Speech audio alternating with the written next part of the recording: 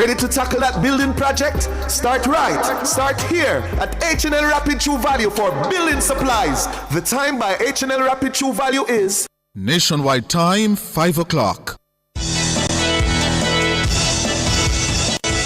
From the Nationwide News Network, comprehensive, incisive, tough. This is Nationwide at 5. Good afternoon, I'm Ricardo Brooks. And I'm Robianne Williams. In Nationwide News at this hour, the Integrity Commission has raised concerns about irregularities and a perceived conflict of interest in nearly $80 million in contracts awarded to Market Me by the Health Ministry. But the anti-corruption body has recommended no criminal charges. The PNP's Orges Dixon is set to challenge his interdiction by the Southern Regional Health Authority. Fraud trial for Ruel Reid and Fritz Pinnock stalled once again. The police names father of 13-year-old as person of interest in investigation of her death. In news from the rest of the world, the Trinidad prison chief reports more than 600 drone drops bringing contraband into jails. Donald Trump says the disgraced music mogul Sean Diddy Combs is begging for a presidential pardon. In headline sports, Brian Lara questions whether the current players are really interested in representing West Indies Test team. And later in our broadcast, in the cover story at 5:35, the Integrity Commission has raised concerns about irregularities and a perceived conflict of interest in the awarding of contracts by the Health Ministry to Market Me Consulting Limited. But the Commission found no basis on which to recommend criminal charges. We'll bring you the highlights of the report. In public opinion at 6:26, we ask, should possession of an imitation firearm carry the same penalty as an actual firearm? Give us your comments by logging on to our page or Facebook page at Nationwide News Network and by tweeting us at Nationwide Radio. You can message us on WhatsApp at 876-285-5693. You can also leave your comments on Instagram at Nationwide 90FM. From 7 to 7:30, it's Nature's Remedies with Dr. Denise Daly. Tonight we'll be looking at seaweed. At 8, it's Prescription for Life with Dr. Andre McDonald. All these and more as we take you home on air on your mobile, Nationwide 90FM, RevaNews.ai, and on the Reva News app. It's available on the Google Play and the App Store. This Tuesday afternoon, it's Tuesday, October 7, 2025.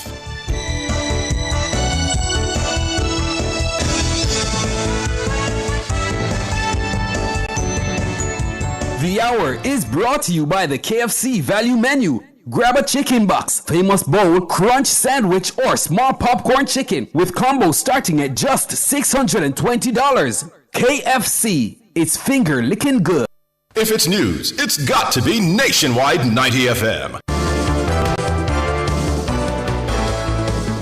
And now to the details. The Integrity Commission has raised concerns about irregularities and perceived conflict of interest in the awarding of millions of dollars in contracts by the Health Ministry to the public relations firm Market Me Consulting Limited. The concerns are contained in a report tabled in the House of Representatives today. But the Director of Investigations, Kevon Stevenson, says given what he describes as evidentiary gaps, there's no basis on which to recommend criminal charges be pursued by the Director of Corruption Prosecution. Siobhan Campbell reports. The Integrity Commission investigated alleged conflicts of interest involving Health and Wellness Minister Dr. Christopher Tufton, the Ministry of Health, and Market Me.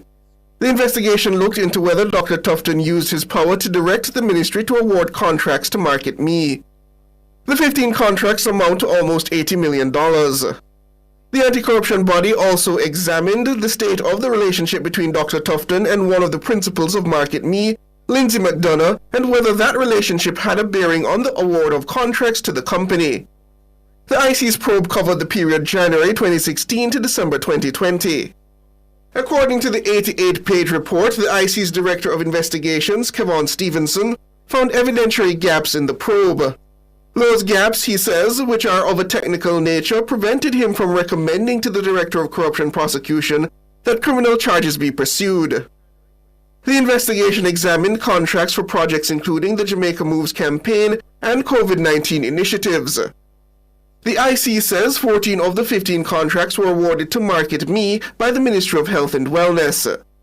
Those 14 contracts were awarded using the direct contracting method. The IC found that 2 of those 14 contracts for reimbursements represented a breach of the direct contracting method. One of those two contracts was valued at $1.7 million. The other was valued at $1.54 million.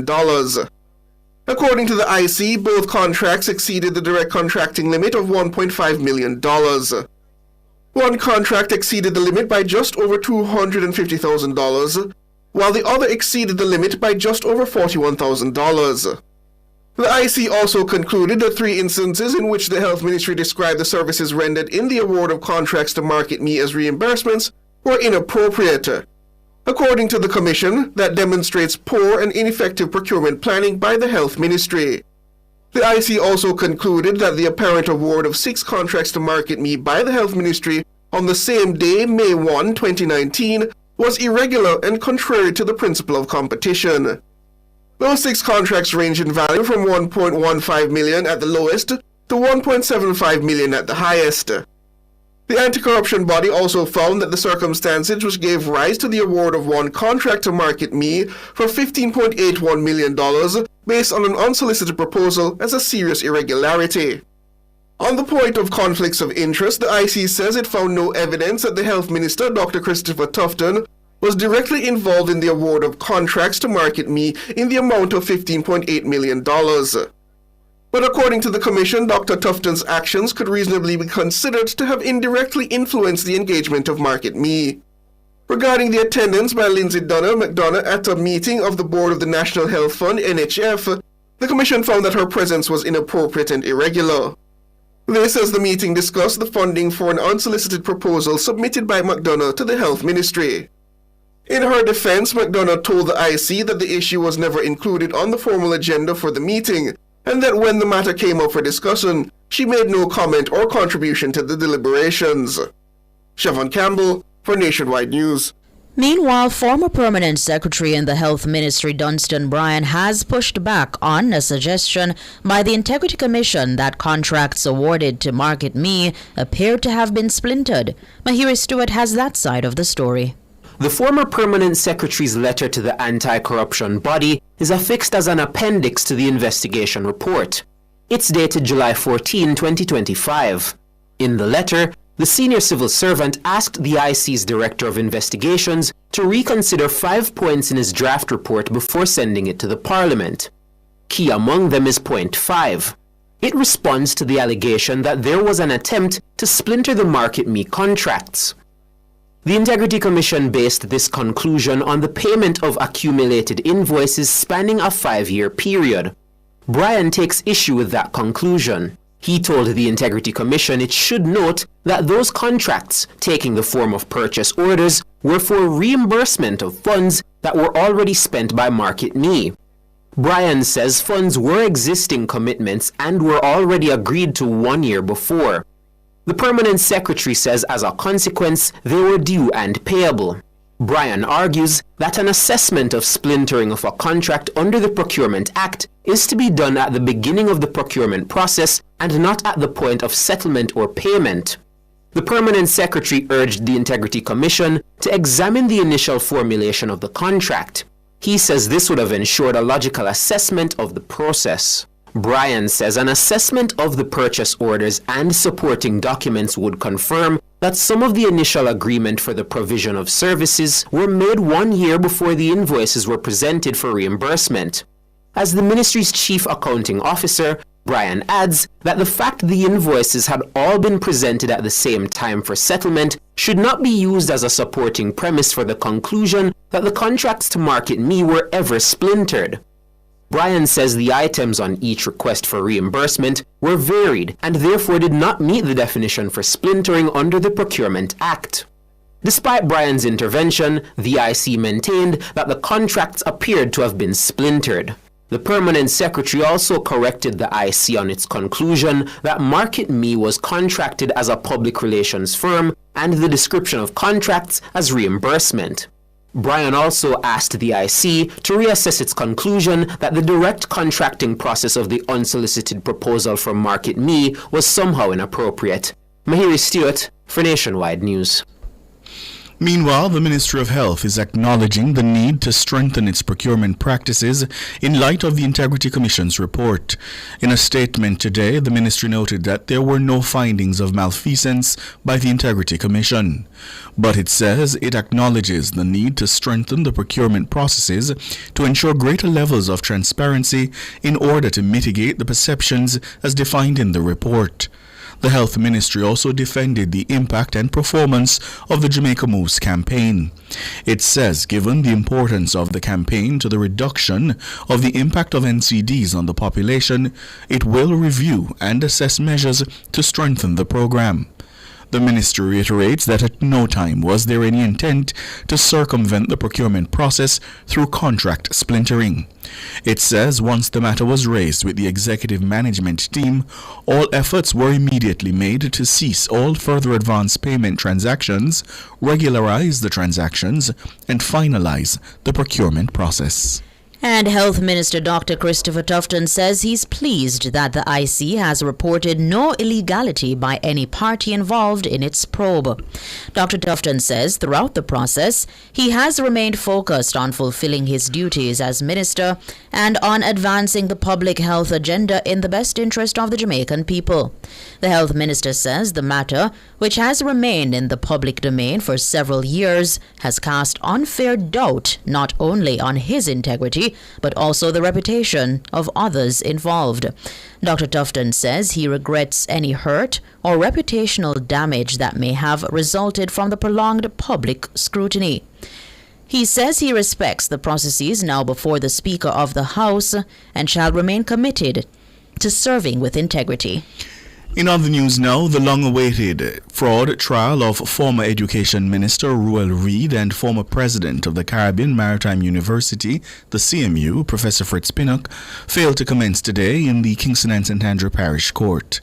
This after defense attorneys raised strong objections to what they described as ambush tactics by the prosecution, citing late and voluminous disclosures. The case, which initially started on October 10, 2019, is now approaching its 6th year before the court. Robian Williams was there. Reid and Pinnock are jointly charged with Sharon Reid, Cheryl Reid, and Kim Brown Lawrence, the JLP councillor for the Brownstown Division. The five face multiple fraud-related charges linked to alleged multi-million-dollar irregularities at the CMU. The charges include breaches of the Corruption Prevention Act, conspiracy to defraud, misconduct in public office, and breaches of the Proceeds of Crime Act. During Tuesday's court appearance, attorney Carolyn Chuck, who represents Cheryl, told the court that it was virtually impossible to properly represent her client given the late service of thousands of pages of disclosure. She said full disclosure was only served on September 11, with some documents uploaded to a shared drive just hours before on the night of September 10. Chuck said, "It is unreasonable, the volume of disclosure. I feel as though I'm being ambushed." She added that not all required documents have been served and that a witness list ordered since May was only provided on September 26. Attorney Hugh Wildman, representing Pinnock, agreed, calling the prosecution's handling of disclosure improper. Anthony Armstrong, who represents Ruel Reid, also took issue with the timing and scale of the disclosure, insisting that to be asked to go through the documents at the drop of a hat was unfair to the defense. Attorney Oswald Senior Smith, who appears for Councillor Brown Lawrence, highlighted that the case involves 92 witnesses. He warned that without better management and scheduling from the prosecution, the trial is going to break down over and over again.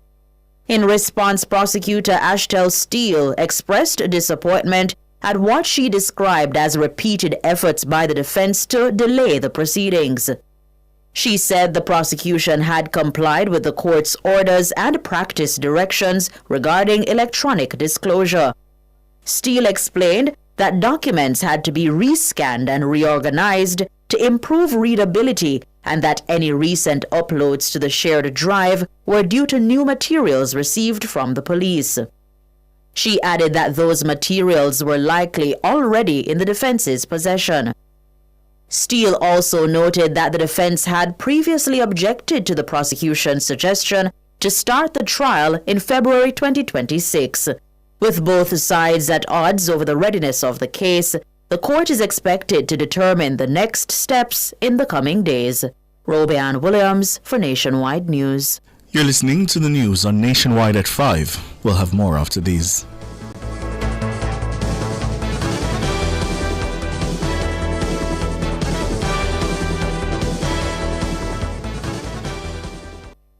Annual eye examinations not only assess your vision but may be life-saving. Eye tests may detect serious health issues that go beyond your vision. Call IQ Optical to schedule your comprehensive eye test today. The time by IQ Optical is... It's 15 minutes after 5.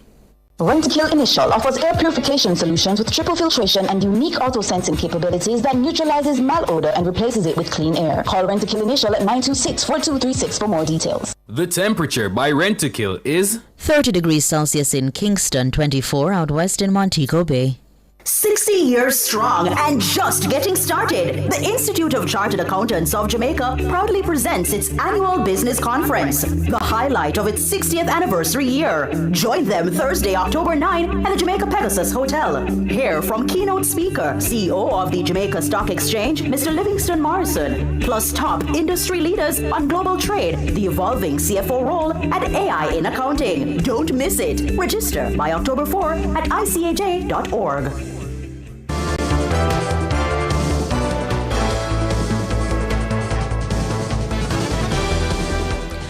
Continuing the news. The PNP's Dr. R.J. Dixon is moving to file a constitutional challenge against his interdiction by the Southern Regional Health Authority. The suspension stems from his candidacy in the September 3 general election. The medical doctor ran against the JLP's Robert Morgan in North Central Clarendon. In allowing himself to be nominated as a parliamentary candidate, the agency says Dr. Dixon contravened the public, that should be the authority says, Dr. Dixon contravened the public service staff orders. Those orders bar public officials from engaging in political activity. But attorney representing Dr. Dixon, Maurice McCurdy, contends that his client is not covered under the orders being relied on.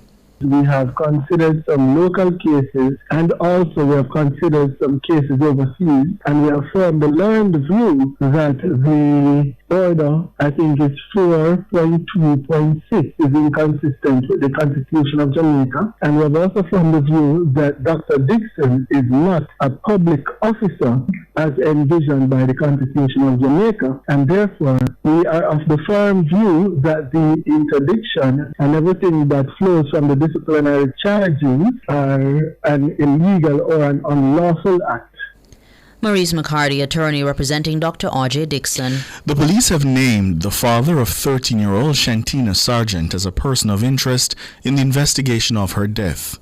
The child's father, Lawrence Sargent, has not been seen since her partially burnt body was found behind her family home in Ballaston, Clarendon on Monday.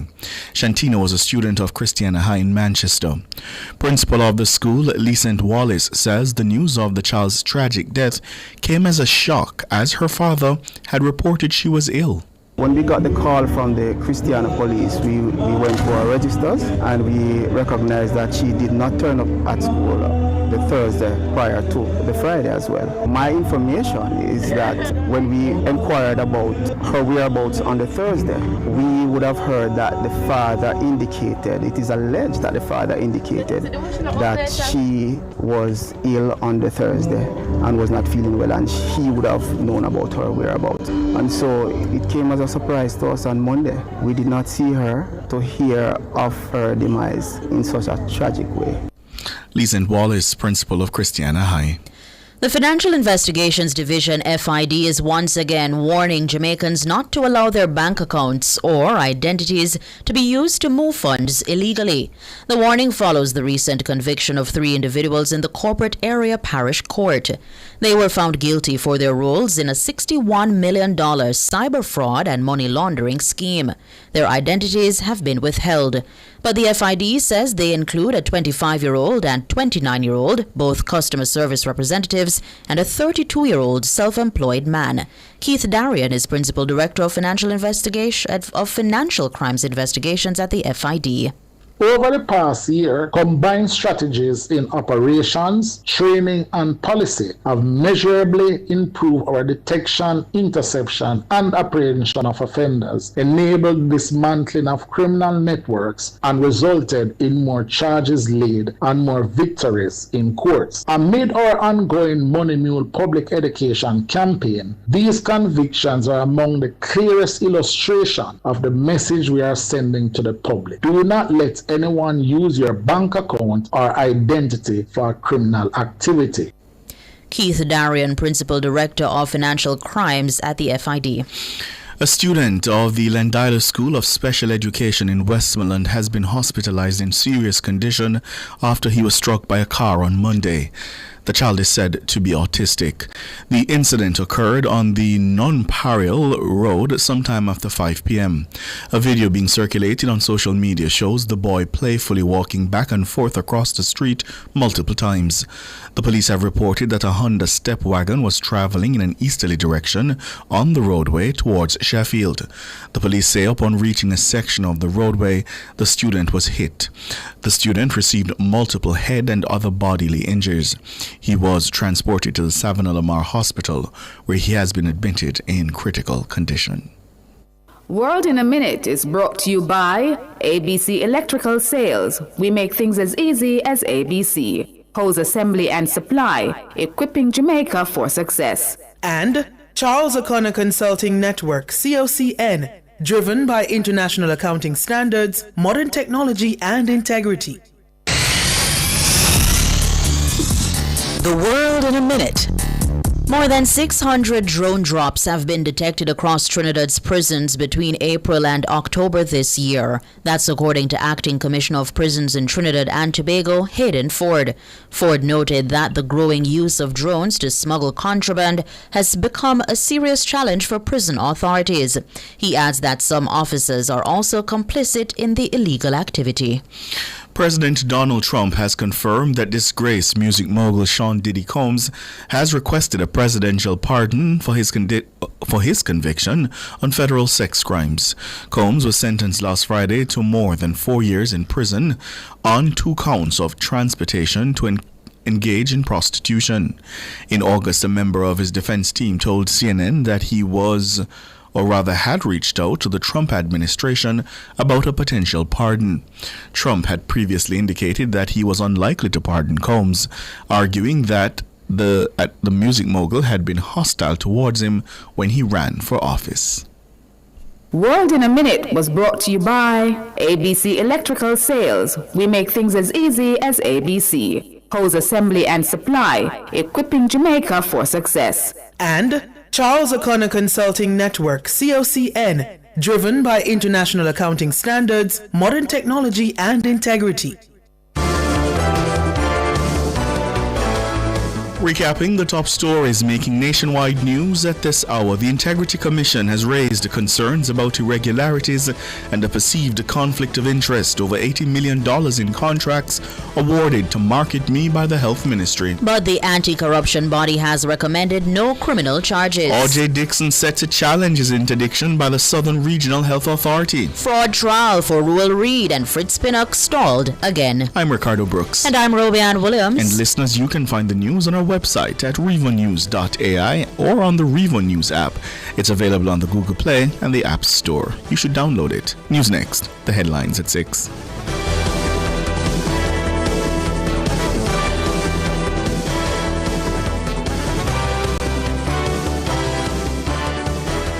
The hour was brought to you by the KFC Value Menu. Grab a chicken box, famous bowl, crunch sandwich, or small popcorn chicken with combos starting at just $620. KFC. It's finger licking good. Mysterious, magical, mesmerizing. Wouldn't you like to experience the natural beauty of the Northern Lights? You could be the lucky one if you use your cards right. Spend with your Sagicor Bank credit card from September 29 to November 13, 2025, and you could win an all-inclusive cruise vacation for two along the Norwegian coast to see the Northern Lights. Chase the Northern Lights with your Sagicor Bank credit card. The more you spend it, the closer you are to your dream adventure. Enjoy the best rewards ever. Conditions apply. Authorized by the Betting, Gaming and Lotteries Commission. Sports at 5 is brought to you by Total Tools. Total Tools, every tool, every trade.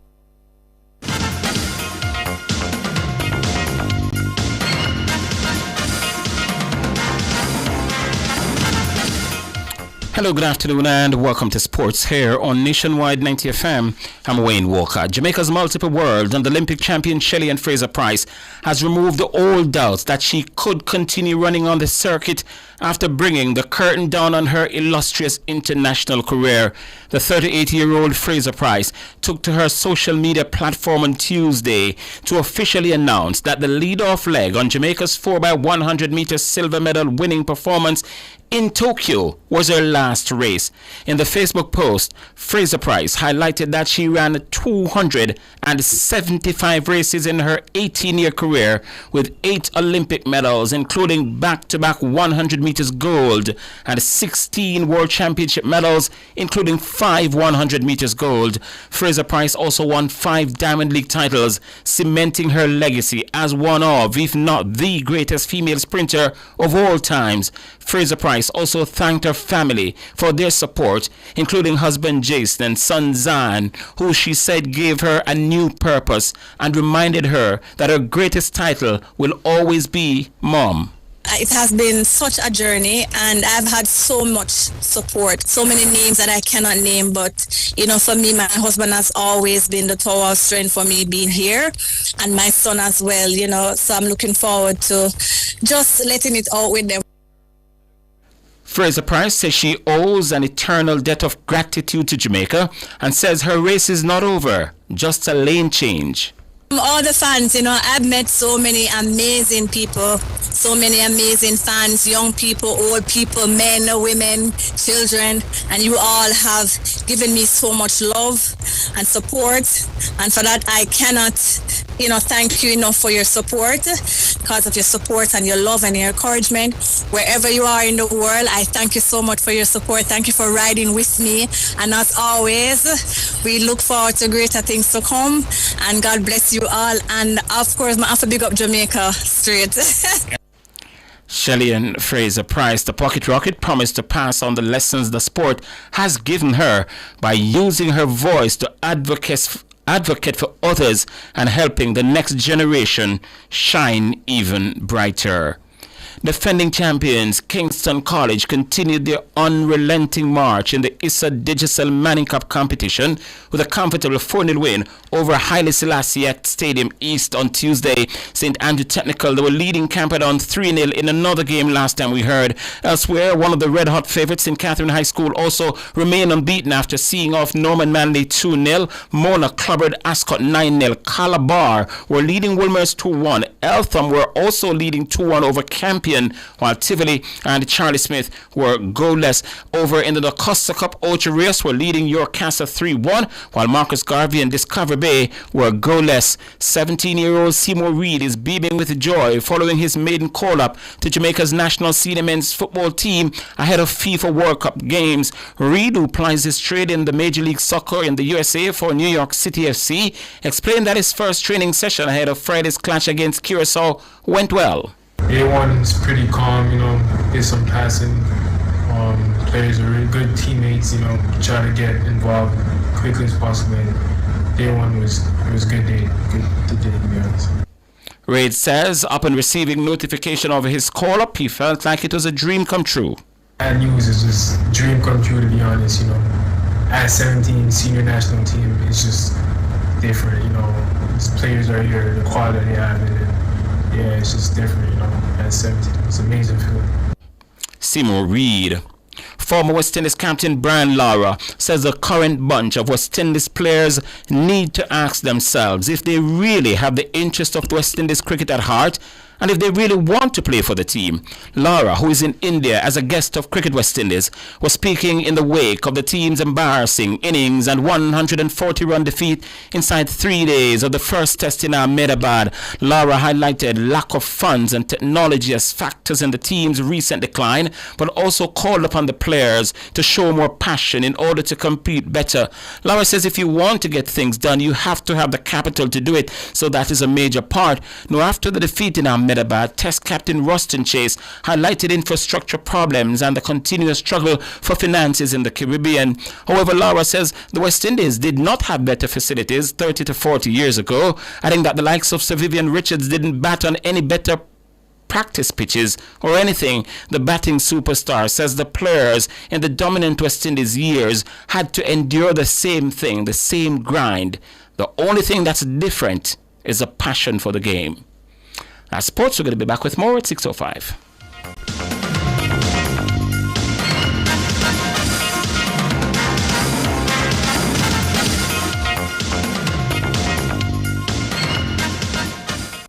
Sports at 5 was brought to you by Total Tools. Total Tools, every tool, every trade.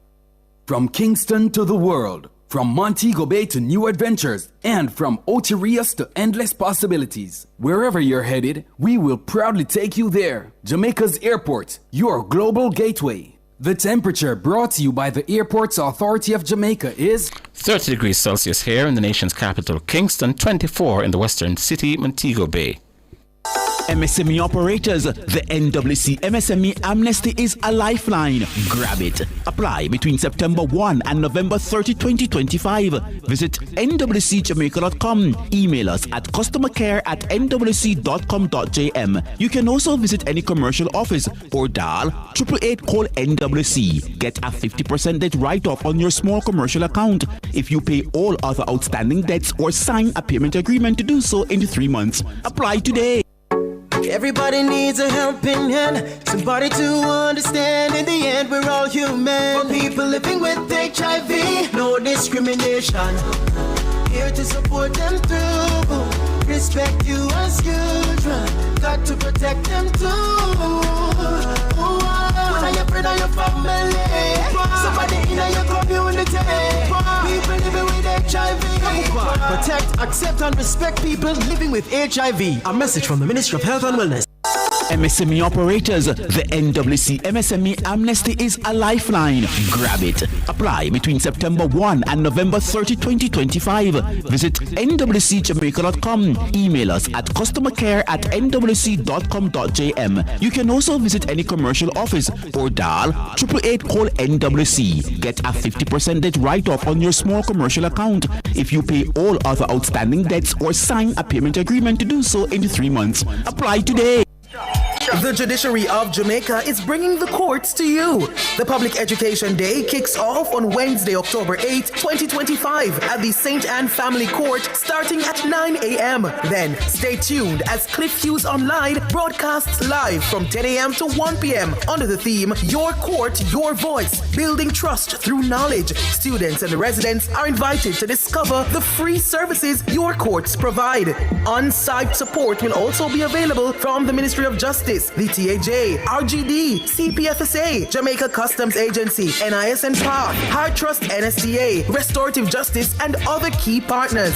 Don't miss this chance to learn, engage, and access essential services all in one place. So tune in to Cliff Hughes Online, Wednesday, October 8, 2025 at the St. Anne Family Court. It's the Public Education Day. Catch us live on our YouTube channel at Nationwide 90 FM Live 2 or stay tuned to Nationwide 90 FM, the new revolution in media.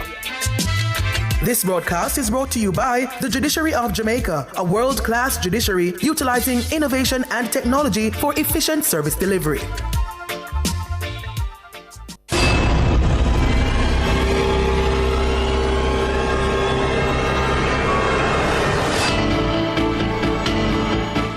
If it's in the public's interest, it's the nation's business during Nationwide at 5. The nation's business.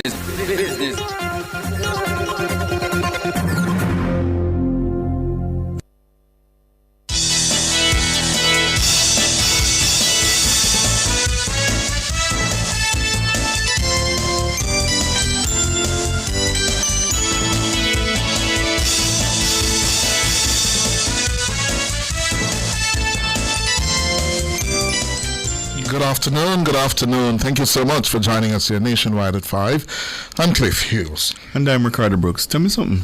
Yes. You did eat the salt mackerel and banana and thing? You're not supposed to say that here. Yeah, you did? Yes, I did. Did nice? Yes. With yellow yam? Yes. Oh. That alone? What else you put in it? Could we get on with the cover story? What else you put in salt mackerel? Let us get on with the cover story. Yeah, right? Nice though. Sweet yeah. Yeah, sweet yeah. Listeners, good afternoon. My name is Ricardo Brooks. It's very strange.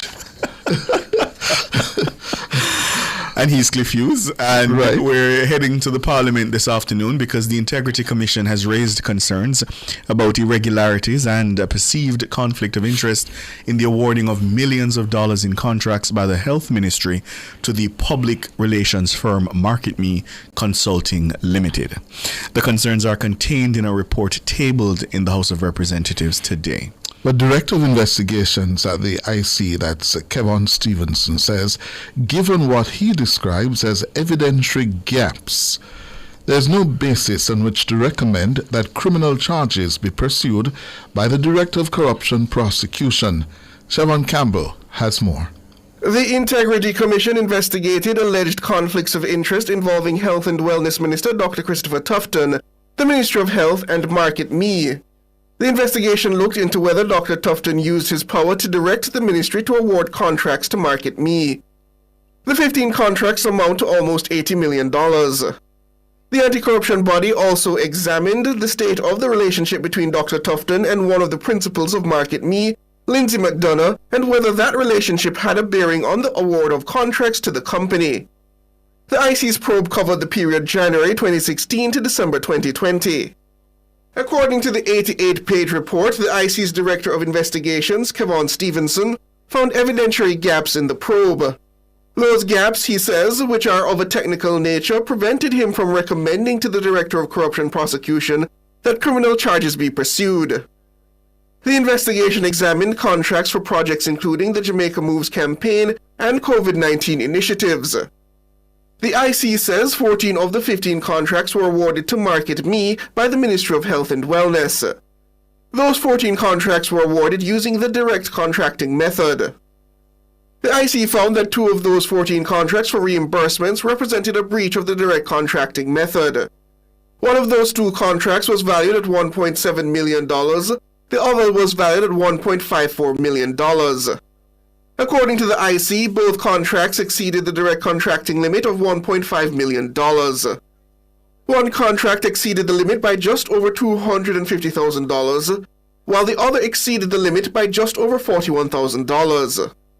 The IC also concluded that 3 instances in which the Health Ministry described the services rendered in the award of contracts to MarketMe as reimbursements were inappropriate. According to the Commission, that demonstrates poor and ineffective procurement planning by the Health Ministry. The IC also concluded that the apparent award of 6 contracts to MarketMe by the Health Ministry on the same day, May 1, 2019, was irregular and contrary to the principle of competition. Those 6 contracts range in value from $1.15 million at the lowest to $1.75 million at the highest. The anti-corruption body also found that the circumstances which gave rise to the award of one contract to MarketMe for $15.81 million based on an unsolicited proposal as a serious irregularity. On the point of conflicts of interest, the IC says it found no evidence that the Health Minister, Dr. Christopher Tufton, was directly involved in the award of contracts to MarketMe in the amount of $15.8 million. But according to the Commission, Dr. Tufton's actions could reasonably be considered to have indirectly influenced the engagement of MarketMe. Regarding the attendance by Lindsay McDonough at a meeting of the Board of the National Health Fund, NHF, the Commission found that her presence was inappropriate and irregular. This as the meeting discussed the funding for an unsolicited proposal submitted by McDonough to the Health Ministry. In her defense, McDonough told the IC that the issue was never included on the formal agenda for the meeting, and that when the matter came up for discussion, she made no comment or contribution to the deliberations. Siobhan Campbell for Nationwide News. Thank you, Siobhan. Meanwhile, the former permanent secretary in the health ministry at the time, Dunstan Bryan, has pushed back against the suggestion by the Integrity Commission that the contracts awarded to Market Me appeared to have been splintered. Mahiri has that side of the story. The former permanent secretary's letter to the anti-corruption body is affixed as an appendix to the investigation report. It's dated July 14, 2025. In the letter, the senior civil servant asked the IC's Director of Investigations to reconsider 5 points in his draft report before sending it to the Parliament. Key among them is point 5. It responds to the allegation that there was an attempt to splinter the Market Me contracts. The Integrity Commission based this conclusion on the payment of accumulated invoices spanning a 5-year period. Bryan takes issue with that conclusion. He told the Integrity Commission it should note that those contracts, taking the form of purchase orders, were for reimbursement of funds that were already spent by Market Me. Bryan says funds were existing commitments and were already agreed to 1 year before. The permanent secretary says as a consequence, they were due and payable. Bryan argues that an assessment of splintering of a contract under the Procurement Act is to be done at the beginning of the procurement process and not at the point of settlement or payment. The permanent secretary urged the Integrity Commission to examine the initial formulation of the contract. He says this would have ensured a logical assessment of the process. Bryan says an assessment of the purchase orders and supporting documents would confirm that some of the initial agreement for the provision of services were made 1 year before the invoices were presented for reimbursement. As the ministry's chief accounting officer, Bryan adds that the fact the invoices had all been presented at the same time for settlement should not be used as a supporting premise for the conclusion that the contracts to Market Me were ever splintered. Bryan says the items on each request for reimbursement were varied and therefore did not meet the definition for splintering under the Procurement Act. Despite Bryan's intervention, the IC maintained that the contracts appeared to have been splintered. The permanent secretary also corrected the IC on its conclusion that Market Me was contracted as a public relations firm and the description of contracts as reimbursement.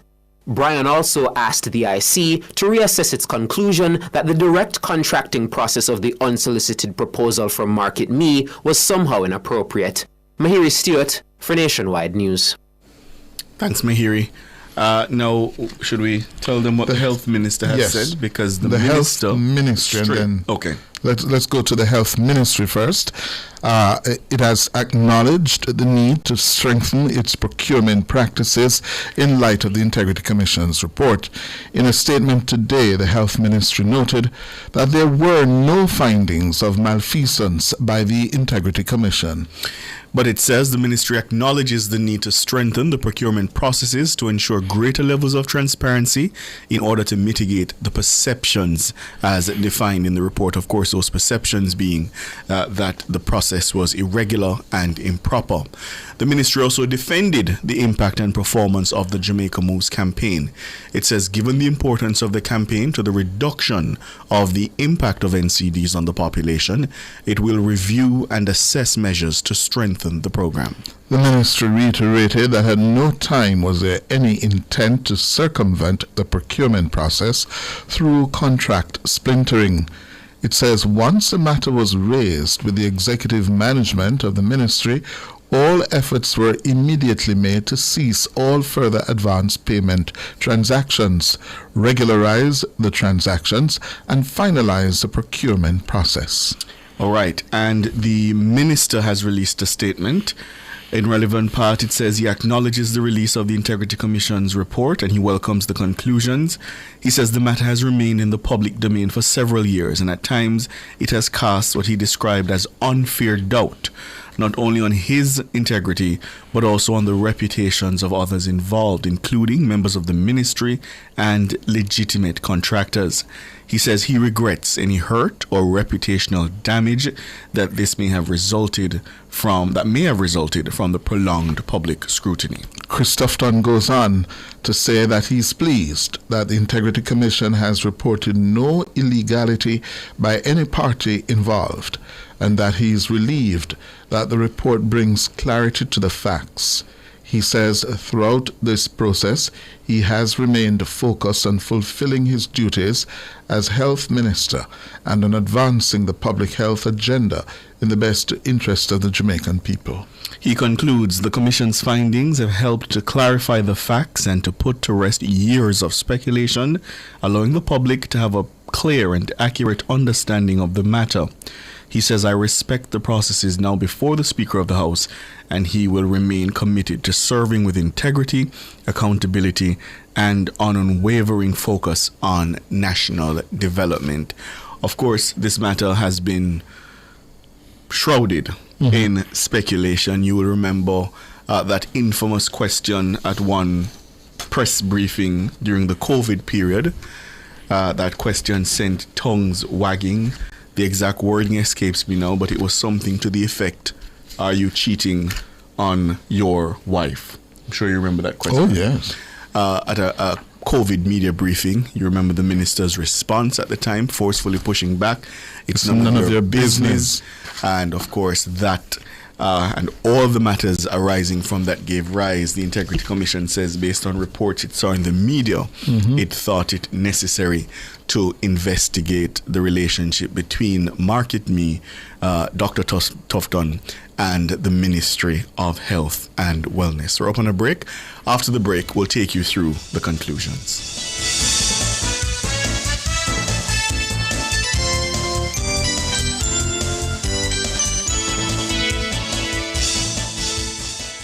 Protecting your personal data is a priority for the Jamaica Customs Agency. We urge you to use the agency's official platforms to conduct your business. The time by the Jamaica Customs Agency is 5:46. Birdshot fried chicken always ready. Birdshot, original crispy. Birdshot, Cajun spicy. Birdshot, a barbecue. Birdshot, we are the Birdshot. The temperature brought to you by Birdshot Fried Chicken in Montego Bay and Ocho Rios is... It's 30 degrees Celsius in Montego Bay and it's 24. Cool in Ocho Rios. Since 1995, we've been your go-to source for everything related to billiards, amusement machines, and electronics. With locations at 1A Lindsay Terrace, Kingston 10, and the Village Plaza, Big Bridge, Savannah Lamar, we offer top-quality pool table parts and accessories, cutting-edge gaming machines, and more. We also specialize in assembly, sales, and service of amusement machines. We provide unmatched customer service, expert solutions, and products tailored to your needs. Who are we? We are Eclipse Enterprise. Telephone 876-960-3891.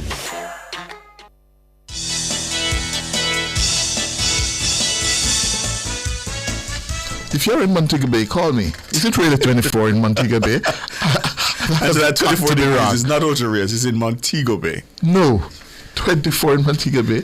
That is cold. No. You got temperature school? But you don't know 24? You got temperature school? No, I know 24. The conclusions of the report. Well, the conclusions, we're going to go through the conclusions of this report for you. 6.1, page 70, the Director of Investigation concludes that a total of 15 contracts were awarded to Market Me over the period January 2017 to March 2021.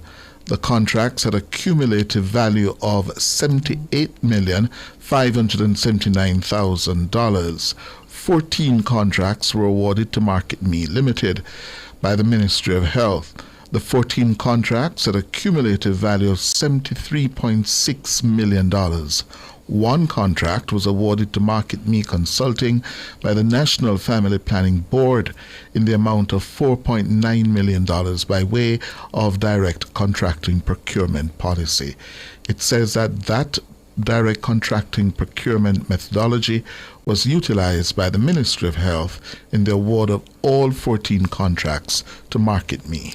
So all said, almost $80 million. Yes.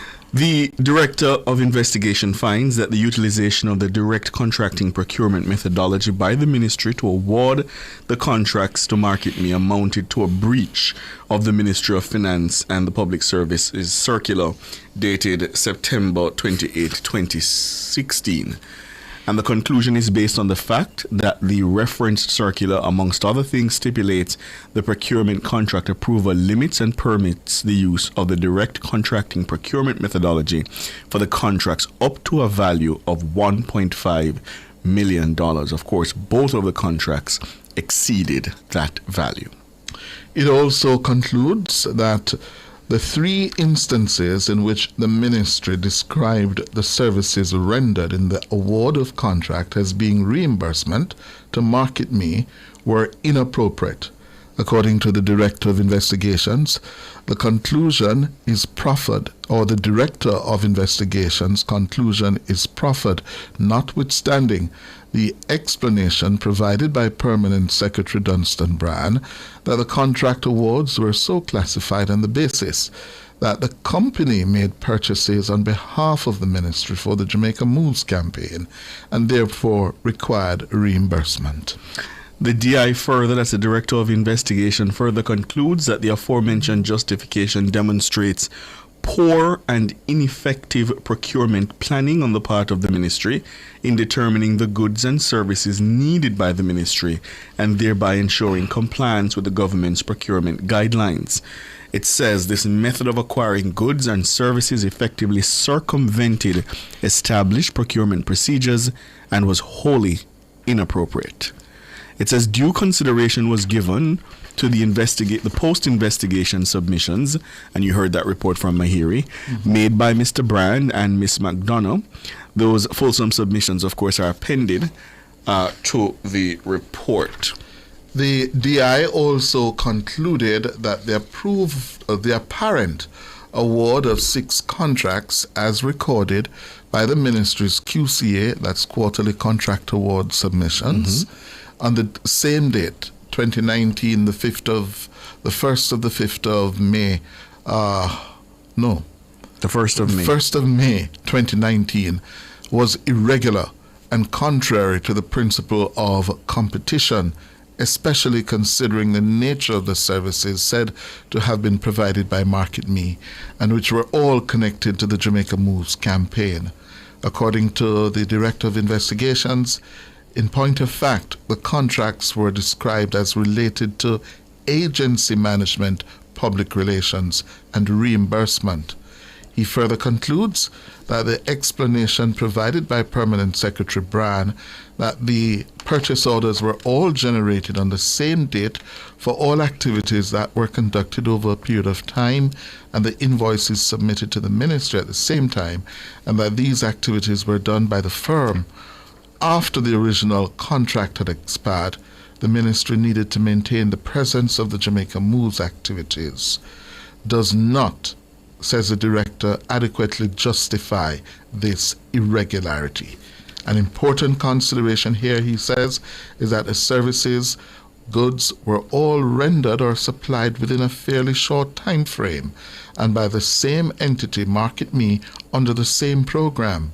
In the round, effective scoping and procurement planning aside, a framework agreement or a formal extension of a contract would have been a more appropriate approach in the circumstances. I want to go to conclusion 6.5, unsolicited proposal, because the Director of Investigation concluded that the circumstances which gave rise to the award of the contract in the amount of $15.8 million to Market Me Consulting Limited was based upon an unsolicited proposal which was presented to the Ministry of Health on July 12, 2016. Of course, Dr. Tufton became the minister in February 2016. So that unsolicited proposal went in on July 12, 2016 from Market Me for the implementation of a social marketing campaign to fund the Jamaica Moves program. Further, given the representations made by Mrs. Stephanie Shaw-Smith that her assessment of the proposal indicated certain deficiencies which made it unacceptable, the Director of Investigation considers the absence of documentation to expressly convey the basis upon which the ministry took the decision to enter into a contract with Market Me on the basis of the receipt of an unsolicited proposal a serious irregularity. In other words, Market Me submitted an unsolicited proposal The relevant officer reviewed it and found She was it in charge of public relations at the time. And she found it deficient. And despite that, the ministry went into a contract with Market Me. It says likewise, the fact that feedback was provided to one of the principals of Market Me as to the nature of the deficiencies identified poses a serious concern. The rules around the treatment of unsolicited proposals clearly stipulate that they should be uninfluenced by the entity or entities to which they are submitted. Providing feedback to Market Me in respect of the deficiencies identified is in direct contravention of the applicable rules and provided Market Me with an unfair advantage. So, Cliff sends me an unsolicited contract. I find deficiencies in the contract. I say to Cliff, here are the deficiencies. And He the says DI is saying that it ought is not to be done. Irregular and unfair. Yes. And then he reiterates, yes, what are the rules regarding unsolicited proposal. And he says, an unsolicited proposal may be considered by a procuring entity if it, A, demonstrates a unique and innovative concept or demonstrates a unique capability of the contractor, B, offers a concept or service not otherwise available to the government, and C, does not resemble the substance of a recent, current, or pending competitive tender. He says the existence of a similar campaign would therefore automatically disqualify the proposal from consideration by the ministry as an unsolicited proposal.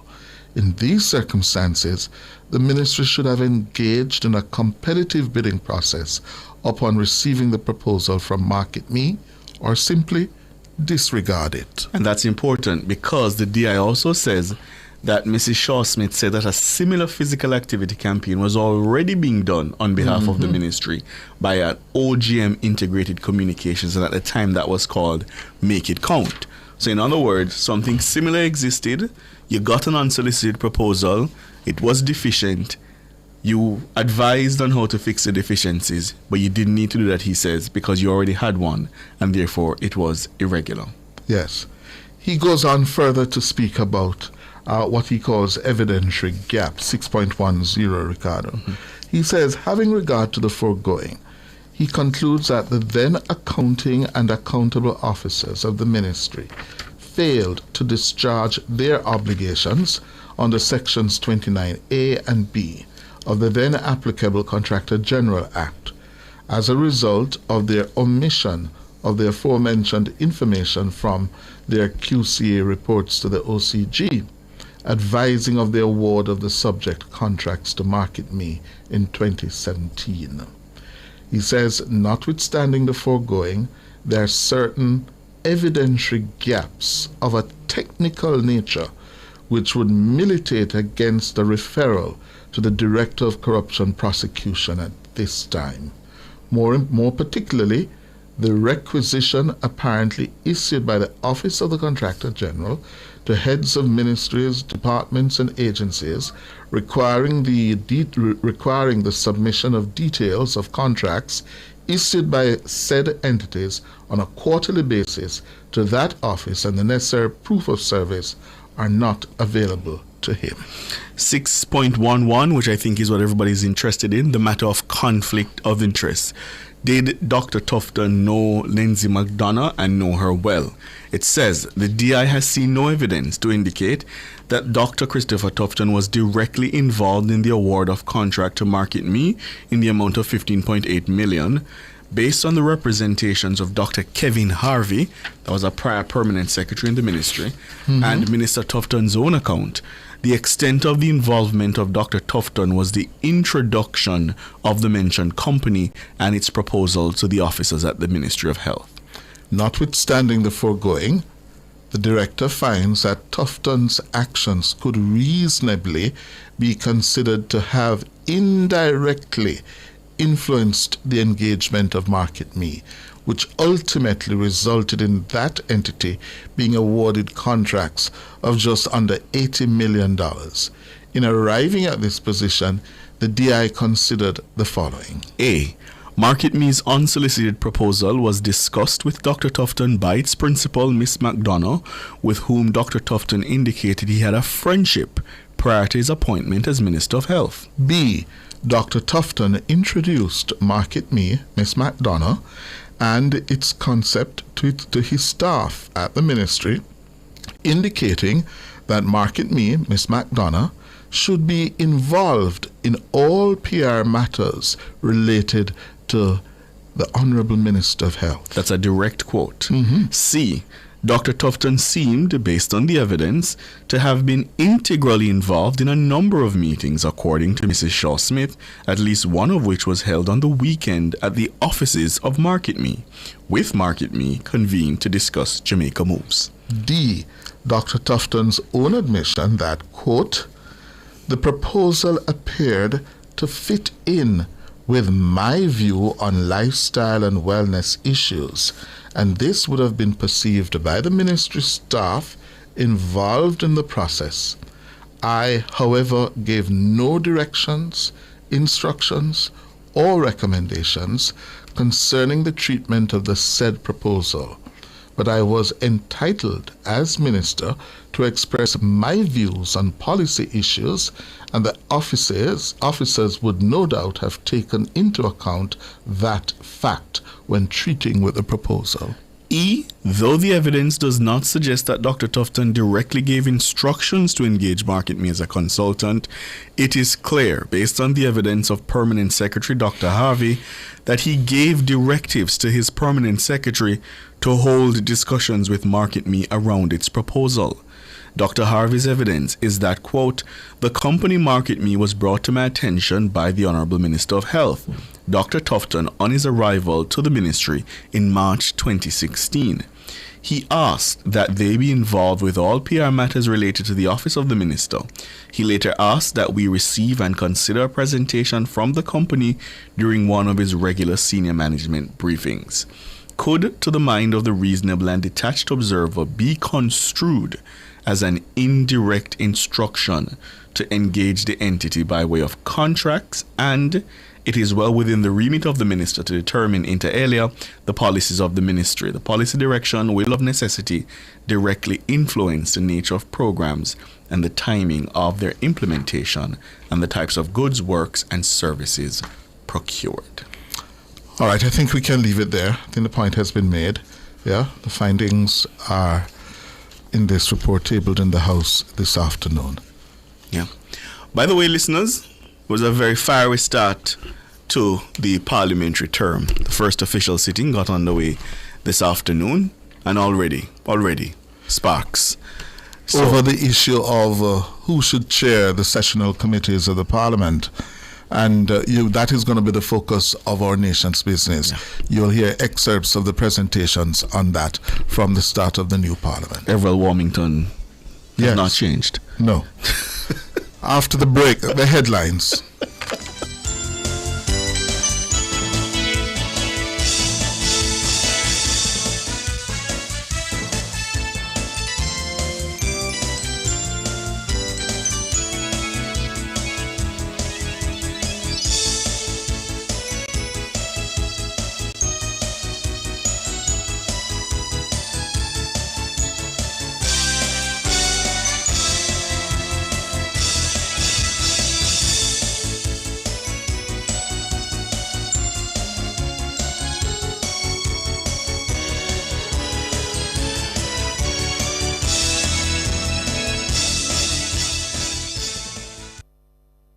You're listening to Nationwide 90 FM. The time is 3 minutes after 6. Nationwide headlines at 6.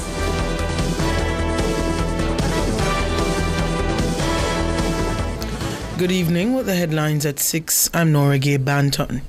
The Integrity Commission has raised concerns about irregularities and a perceived conflict of interest in the awarding of millions of dollars in contracts by the Ministry of Health to the public relations firm MarketMe Consulting Limited. The concerns are contained in a report tabled in the House of Representatives on Tuesday. But Director of Investigations Kevon Stevenson says given what he describes as evidentiary gaps, there is no basis on which to recommend that criminal charges be pursued by the IC's Director of Corruption Prosecution. The Integrity Commission investigated alleged conflicts of interest involving Health and Wellness Minister Dr. Christopher Tufton, the Ministry of Health, and MarketMe. The investigation looked into whether Dr. Tufton used his power to direct the ministry to award contracts to MarketMe. The 15 contracts amount to almost $80 million. The anti-corruption body also examined the state of the relationship between Dr. Tufton and one of the principals of MarketMe, Lindsay McDonough, and whether that relationship had a bearing on the award of contracts to the company. The IC's probe covered the period January 2016 to December 2020. According to the 88-page report, the IC's Director of Investigations, Kevon Stevenson, found evidentiary gaps in the probe. Those gaps, he says, which are of technical nature, prevented him from recommending to the Director of Corruption Prosecution that criminal charges be pursued. The investigation examined contracts for projects including the Jamaica Moves campaign and COVID-19 initiatives. Meanwhile, former Permanent Secretary in the Health Ministry Dunstan Brown has pushed back on a suggestion by the Integrity Commission that the contracts awarded to MarketMe appeared to have been splintered. The former Permanent Secretary's letter to the anti-corruption body is affixed as an appendix to the investigation report. It's dated July 14, 2025. In the letter, the senior civil servant asked the IC's Director of Investigation to reconsider 5 points in his draft report before sending it to the Parliament. Key among them is point 5. It responds to the allegation that there was an attempt to splinter the MarketMe contracts. The Integrity Commission based its conclusion on the payment of accumulated invoices spanning a 5-year period. Brand takes issue with that conclusion. He told the Integrity Commission it should note that those contracts taking the form of purchase orders were for reimbursement of funds that were already spent by MarketMe. Brand says funds were existing commitments and were already agreed to 1 year before. The Permanent Secretary says as a consequence they were due and payable. And the Ministry of Health is acknowledging the need to strengthen its procurement practices in light of the IC's report. In a statement on Tuesday, the ministry noted there were no findings of malfeasance by the Integrity Commission. But it says the ministry acknowledges the need to strengthen the procurement process to ensure greater levels of transparency in order to mitigate the perceptions as defined in the report. The ministry also defended the impact and performance of the Jamaica Moves campaign. It says given the importance of the campaign to the reduction of the impact of NCDs on the population, it will review and assess measures to strengthen the program. The ministry reiterates that at no time was there any intent to circumvent the procurement process through contract splintering. In other news, the PNP's Dr. O'Shea Dixon is moving to file a constitutional challenge against his interdiction by the Southern Regional Health Authority, SERA. The suspension stems from his candidacy in the September 3 general election. The medical doctor ran against the JLP's Robert Morgan in North Central Clarendon. In allowing him to be nominated as a parliamentary candidate, the Southern Regional Health Authority says Dr. Dixon contravened the public service staff orders. Those orders bar public officials from engaging in political activity, but attorney representing Dr. Dixon, Maurice McCurdy, contends that his client is not covered under the orders being relied on. We have considered some local cases and also we have considered some cases overseas, and we have formed the learned view that the order, I think it's 4.2.6, is inconsistent with the Constitution of Jamaica, and we have also formed the view that Dr. Dixon is not a public officer as envisioned by the Constitution of Jamaica, and therefore we are of the firm view that the interdiction and everything that flows from the disciplinary charges are an illegal or an unlawful act. Dr. Dixon is further prohibited from leaving the country at his own discretion. Mr. McCurdy says that too will be challenged. Those were the headlines at 6. I'm Nora Gay Banton. Sport is next.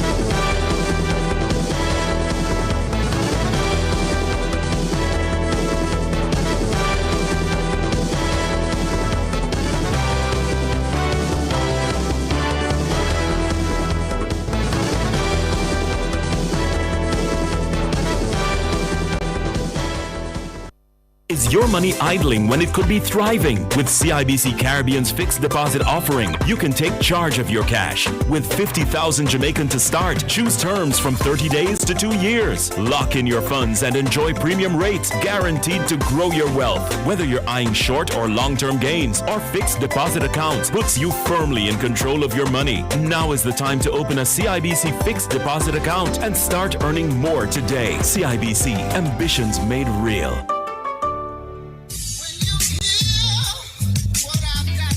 Public opinion. Stop this foolish about this GLP and PMP business. We are a Jamaican. Different people. It's not a matter of a GLP or a PMP. I think it's more like where it is that you think you're comfortable, what support you can afford to make the country better. Different views. Most entertainers, they're not amenable to management, so the only thing that can ultimately structure them is the court and the prison. Public opinion. The voice of the people at 6:25 p.m. weekdays during Nationwide at 5. Tune into Nationwide at 6:25 p.m. for Public Opinion, where the people's views matter.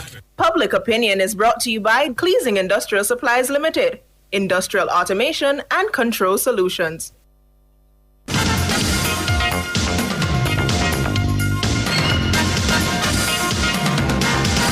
Good evening with your sports report. I am Alex Raby.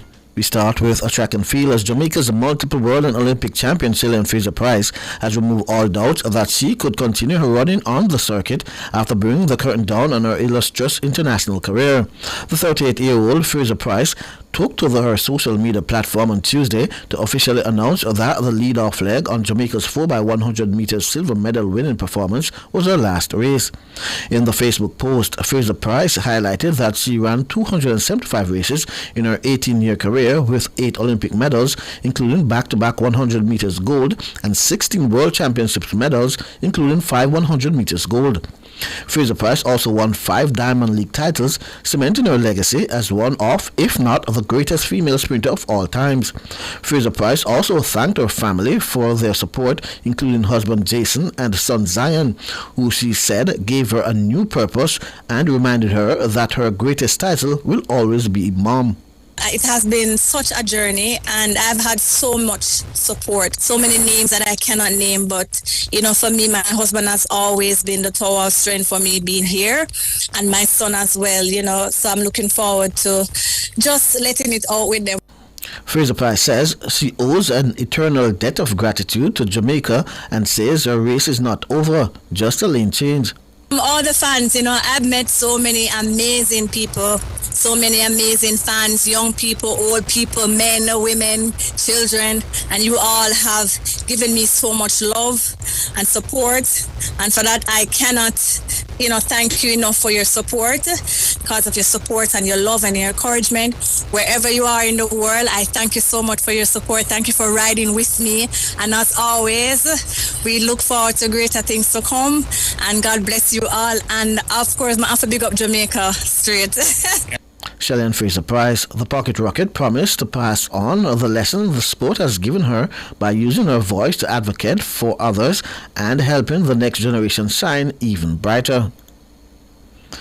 The Jamaica Track and Field Coaches Association, JTFCA, has proudly joined with national and international sporting bodies to recognizing October 6 as National Coaches Day. This annual observation highlights the invaluable role of coaches in sports development and national life. This year's celebration carries added significance as it follows a historic 2025 athletic season, with Jamaican athletes excelling at both junior and senior levels on the world stage. In recognition of these achievements, the JTFCA will honor several distinguished coaches at an awards ceremony on November 22, under the theme, Sustainability of Athletics Through the Development of Coaches. The association will present awards in 5 categories based on years of dedicated service. These are Silver 20 to 25 years, Gold 26 to 30 years, Platinum 30 to 40 years, Lifetime Award over 40 years, and the Masters Coach Award. Coaches were nominated by members of the association, with final selections made by a special awards committee. Headlining the event will be the presentation of the Hector Smith Masters Coach Award, named in honor of the late coaching pioneers Edward Hector and Eldemire Smith, to Tom Bromlick, coach of Jamaican 800 meters national record holder Navaske Anderson. Under Bromlick's mentorship, Anderson reached the finals of the 800 meters at the 2025 World Championships in Tokyo, setting a new national record in the process. 3 coaching legends will receive the prestigious Lifetime Award for more than 40 years of service: Donny Hawthorne, Lear Brown, and Ron Oliver. Marlene Hawthorne, Richard Johnson, and Ryan Patterson will receive the Platinum Award. Gold Award will go to Dave Anderson, Sean Cunningham, Patrick Dawson, Michael McIntosh, and Aston Tomlin. Meanwhile, Kevin Brown, Dwight Jones, Ricardo Williams, and Marlon Wilkie will receive Silver Award. The awards ceremony not only recognizes longevity and excellence in coaching, but also emphasizes the need to sustain the sport through structured coaching development. The Jamaica Track and Field Coaches Association, internationally recognized and affiliated with the Jamaica Athletics Administrative Association and World Athletics, represents coaches at all levels: primary, secondary, tertiary, club, and elite. Now to football, as defending champions Kingston College continue their unrelenting march in the Issa Dedicel Manning Cup football competition with a comfortable 4-0 win over Haile Selassie at Stadium East. The St. Antec defeated Camperdown 4-0 in another game. Elsewhere, one of the red-hot favourites, St. Catherine High, also remain unbeaten after seeing off Norman Manley 2-0. Mona clobbered Ascot 9-0. Calabar stopped Wolmer's 2-1. Jamaica College tagged Vauxhall 4-0, while Eltham walked over Campion College 6-1. Over in the DaCosta Cup, Oterius beat York Castle 4-1. Now, head coach of Jamaica's senior men's football team, Steve McLaren, says he is optimistic that the recent good run of form from the national team will carry over into October's 2 crucial FIFA World Cup matches. McLaren has so far guided the team to a perfect record in the final round of qualifiers with victories over Bermuda and Trinidad and Tobago, and hopes to continue that run.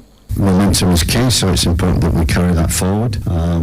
We hope there's not too much disruptions with the new players coming in, but they shouldn't be, because they've been regulars all the way through for the past year since I've taken over. And Curacao is a difficult game, but Bermuda is no easy game either to get by, and obviously we have Trinidad away from home as well, so they're very difficult games. The Reggae Boys have scored 10 goals in their last 3 fixtures heading into Friday's clash against Curacao. Given Jamaica's stronger hold on the group, World Cup qualification could be secured at the end of next Tuesday's clash with Bermuda in Kingston if results elsewhere go their way. However, the former Manchester United assistant coach is prepared to wait until the end of the November window to book the spot. Whatever happens, I think it goes to the third camp and the last 2 games, and I just hope that by the end of this camp we're in a good position to battle for the top spot. Steve McLaren. The Jamaica team is scheduled to depart the island on Wednesday for Willemstad ahead of the Crunch showdown against Curacao. Meanwhile, 17-year-old Seymour Reid is beaming with joy following his maiden call-up to Jamaica's senior Reggae Boys team ahead of their 2 FIFA World Cup encounters. Reid, who plies his trade in the MLS for New York City FC, explained that his first training session ahead of Friday's clash against Curacao in Willemstad went well. Day one is pretty calm, did some passing. Players are really good teammates, try to get involved quickly as possible. Day one was a good day, to be honest. Reid stated that upon receiving notification of his call-up, he felt like it was a dream come true. That news is just a dream come true, to be honest, At 17, senior national team, it's just different, These players are here, the quality they have, and it's just different, At 17, it's an amazing feeling. Seymour Reid. Now to cricketers, former West Indies captain Brian Lara says the current bunch of West Indies players need to ask themselves if they really have the interests of West Indies cricket at heart and if they really want to play for the team. Lara, who is in India as a guest of Cricket West Indies, was speaking in the wake of the team's embarrassing innings and 140-run defeat inside 3 days of the first test in Ahmedabad. Wayne Walker explains. Lara highlighted lack of funds and technology as factors in the team's recent decline, but also called upon the players to show more passion in order to compete better. Lara says if you want to get things done, you have to have the capital to do it, so that is a major part. Now, after the defeat in Ahmedabad, Test captain Rustin Chase highlighted infrastructure problems and the continuous struggle for finances in the Caribbean. However, Lara says the West Indies did not have better facilities 30 to 40 years ago, adding that the likes of Sir Vivian Richards didn't bat on any better practice pitches or anything. The batting superstar says the players in the dominant West Indies years had to endure the same thing, the same grind. The only thing that's different is a passion for the game. Thank you, Wayne. And finally, Pakistan women will be looking to break their 2-game losing streak when they clash with Australia in Wednesday's fixture of the ongoing ICC Women's World Cup. Match time is set for 4:30 a.m. Jamaica time. In today's fixture, England's women made light work of Bangladesh as Heather Knight's 7-3 made the difference between the pair. Oh, shot. Heather Knight down the ground and is now stamping her authority. Hard sweep, good sweep, all the way to the boundary. This is a masterclass in plane of spin from Heather Knight. Yeah, there is that reverse sweep.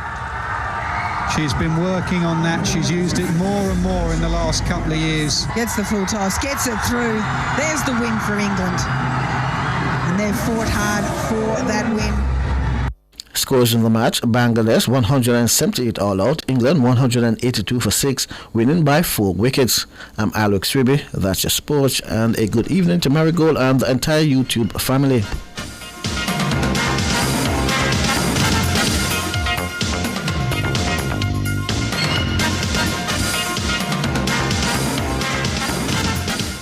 For all your scales and food processing equipment, call Advanced Scales and Equipment Limited at 876-968-9612 to 5. The time by Advanced Scales and Equipment Limited is 6:21.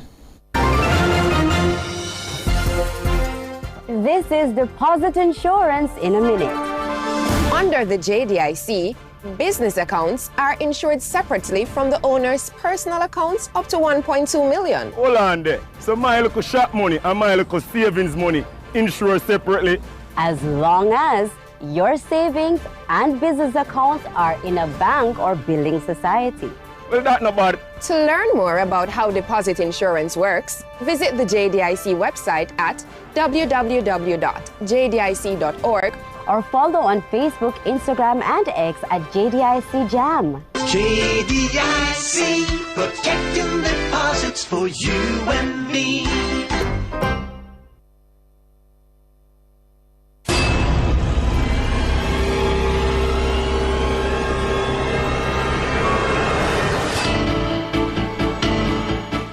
If it's in the public's interest, it's the nation's business during Nationwide at 5. The nation's business Business.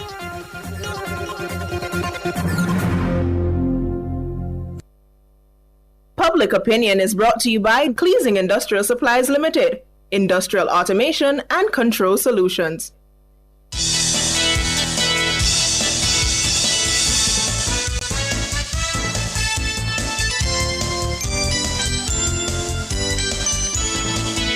Good evening, and welcome to Public Opinion. I'm Robianne Williams. A special one to our friends over on our YouTube platform. Thank you so much for tuning in.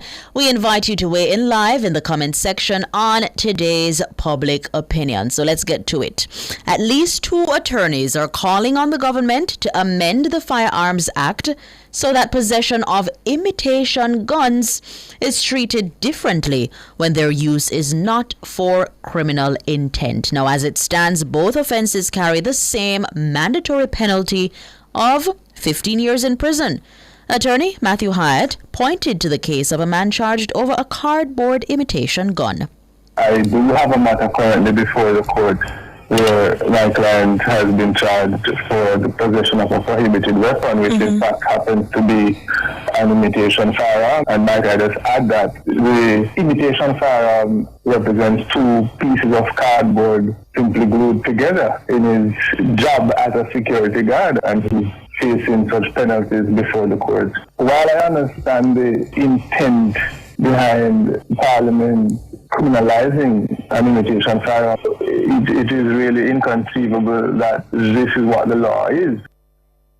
That is Attorney at Law Matthew Hyatt. The Firearms Act defines prohibited weapons as any prohibited firearm, any grenade, bomb, imitation weapon or device, or any missile launcher. Now, in Public Opinion this evening, we're asking you, it's been a talk of much conversation. Should possession of an imitation firearm carry the same penalty as an actual firearm at the mandatory 15-year in prison?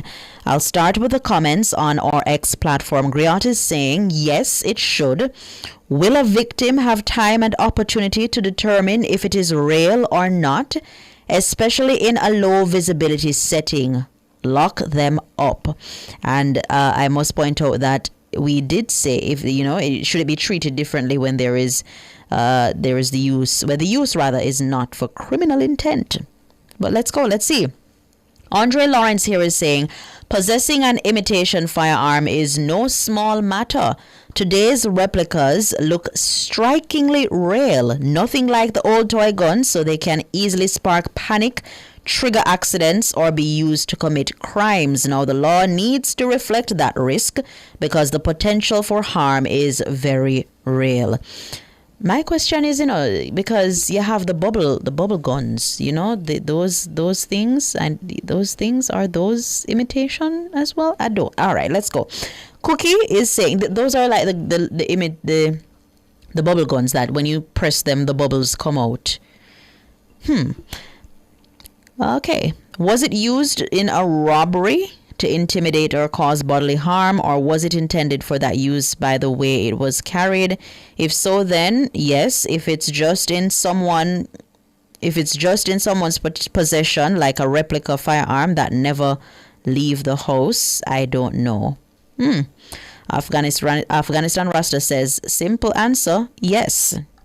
It should be treated the same. It should carry the same penalty as an actual firearm. On our Facebook platform, Vivian Hanchard is saying, yes, it's the intent of the perpetrator and the effect on the victim that matters. George Elliott also saying, yes, the person at the other end of such a firearm will neither have the time nor instinct to determine whether it's real. Similar charges as real firearms should be imposed, he says. Barking is saying it depends on the type of imitation firearm. Michael Henry, that discretion should be placed in the judge's hands after hearing the evidence of it. Was not used to create or intend to create a crime or commit a crime. I say yes, but if one's intention of having same in possession is not to harm, send the people home. Okay, all right. Uriel Davis, if it's going to be used in an act to commit or impersonate the real thing, the sentence is okay with me. But if it's just hanging around the house or found in a car, half of that sentence is good. Uriel saying to us, you have to set me up for find that on me or in my house. Buy books and learning material. Give your children. This is a different world than in my times, he says. You have a point. Anything called a gun has debilitating effects on a victim. Would be. Being held up with an imitation gun can lead to a heart attack or panic attack. The intentions of the attacker or attackers far outweigh the mode of the attack or the type of gun used. Natalie Winter is of the view that discretion should be exercised. And that discretion, I suppose, Natalie, you would suggest that it would be the judge's discretion.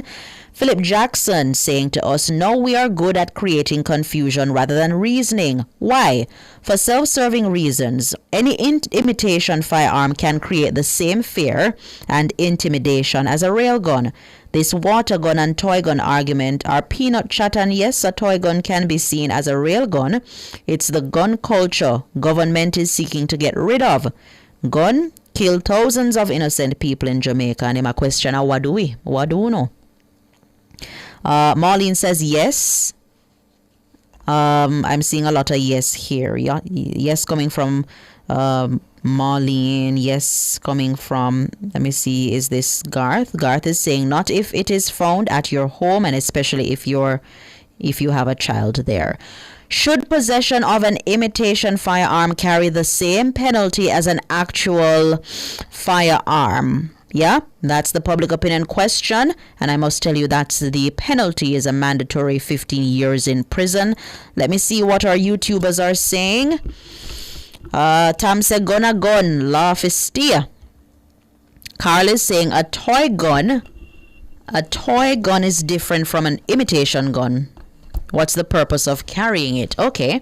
McHugh is saying no, possession of an imitation firearm shouldn't carry the same penalty as an actual firearm. The intent and potential harm differ significantly between the two.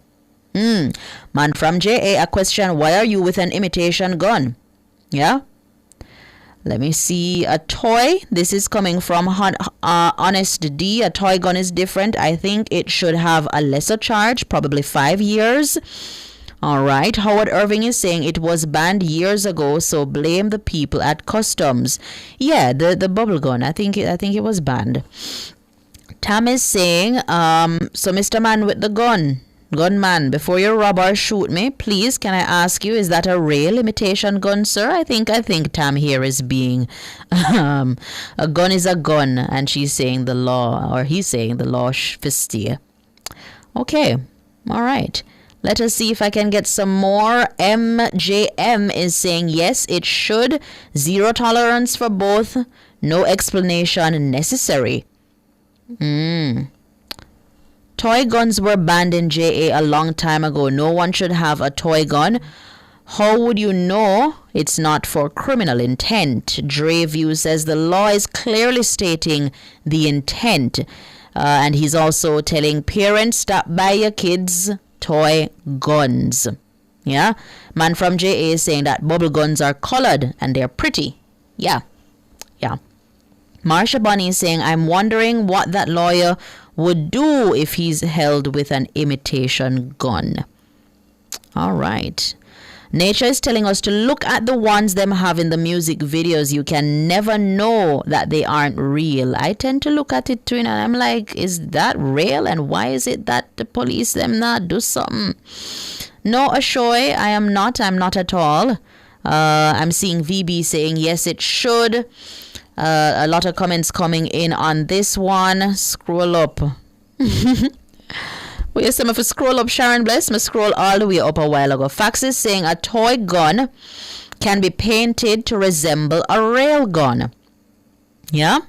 Ashoy Powell, some people will say otherwise until a man hold you up with one, then blame the government. All right. Alec is saying, just take a simple look at the incident that took place with the taximan and the other car. He run out his car and boxed the man when clearly he is wrong, when since water gun turn imitation gun. Okay. Greetings to you, Gertrude. Bless up yourself as well. Gonna gun, says Nadine Dockery. Some toy gun look real. All right, on Instagram, Paul Best Deal is saying 100%. This will also curb the use of water guns by kids, which will in turn reduce the fascination with guns at a youthful age. That kind of makes sense for true. Unorthodox is saying, yes, it should. I see some in some quarters saying the opposition. However, they fail to realize the importance of this law. Given our crime murder problem, which has spanned over decades of anemic and or rudimentary laws as it relates to illegal guns, the current law as is should stand, says Unorthodox. Water party promoters won't like this at all, says Bad Yardy, because those space water guns bring 15 years. York Rich saying, I have water guns. Wow. Don't let anyone intimidate you. Wow. Should carry more. What in the name of firearms are you doing with an imitation weapon? You're up to no good. Derek is saying, yes, it should. All right, so it's safe to say that every comment, or most of the comments, majority of the comments I've read so far in our court of public opinion is saying that yes, having in your possession an imitation firearm should carry the same penalty as an actual firearm, which is 15 years mandatory. Yeah, that's what most of the comments here are saying. Isa Mario is questioning, are we going to take the guns out of video games, TV shows, and other forms of entertainment? Best believe sometime I'll see my daughter play, what them call it, it slipped me. And it's crazy because these kids, these are the games that they're into. Play a game, Damien, wait, name again. And everybody love it. Everybody love this game, and it has a whole heap of violence in it. And I don't know. I don't know what they get out of it. You have Grand Theft Auto as well, and you have this one that everybody is fascinated with. Oh my God, it slipped me. Jacqueline Thomas says, only police must carry guns in Jamaica. Sharon, bless them if I read our lips through YouTube. No toy guns on the street. Yes, Matthew, PUBG. You have PUBG and you have another one. Fortnite. Yes, that's the one. Call of Duty too, Yes, I saw Mario. Wow. Yeah, and these are some of the games that a lot of the children are playing. So, I don't know. Fortnite and Roblox. I mean, I see some child-appropriate games in Roblox. But yeah, Call of Duty and the PUBG and all kind of horse dead and crow fat. All right, thank you guys so much for participating in Public Opinion. The Business Report is up next. Public Opinion was brought to you by Cleasing Industrial Supplies Limited, industrial automation and control solutions. Drive the most exciting new vehicles in Jamaica. Schedule your 2024 Ford Ranger pickup or Ford Everest 7-seater SUV test drive now. Call or visit KIG today. The time by KIG is 6:36.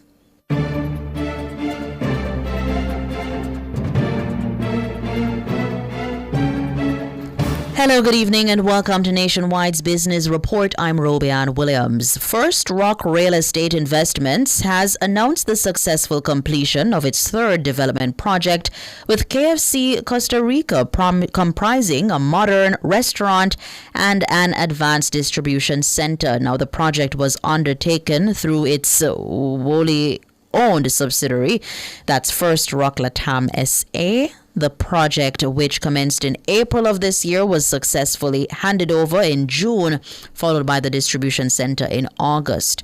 First Rock says strategically located property in the main industrial hub of Costa Rica, the development holds significant value for KFC as it will enhance the streamlining of their logistical operations across the region.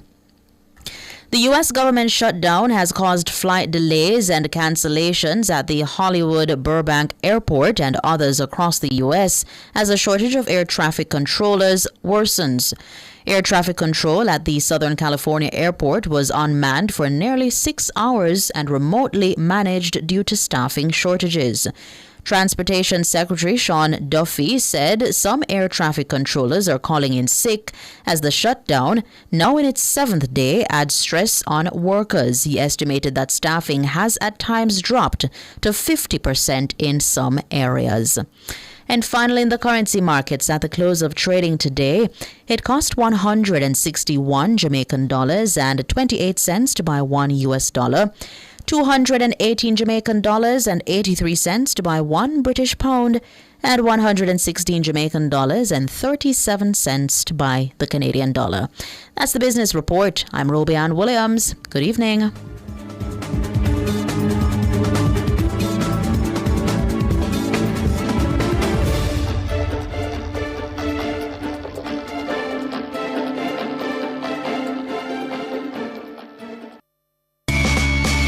Enough power tool, big to small. Jackama figure dig the wall. Up a Total Tools. Lead back a figure trim the lawn. We have everything a job demand. Total Tools. We rent them, sell them and fix them. Also give Total Tools a call. When I say home improvement, landscape construction, a Total Tools are your option. Home improvement, landscape construction, Total Tools are your option. Total Tools located at 102 Main Street, Ocho Rios, 34 Slipe Road, Kingston. And lot C6 Jackson, St. Anne's Bay. Call us today.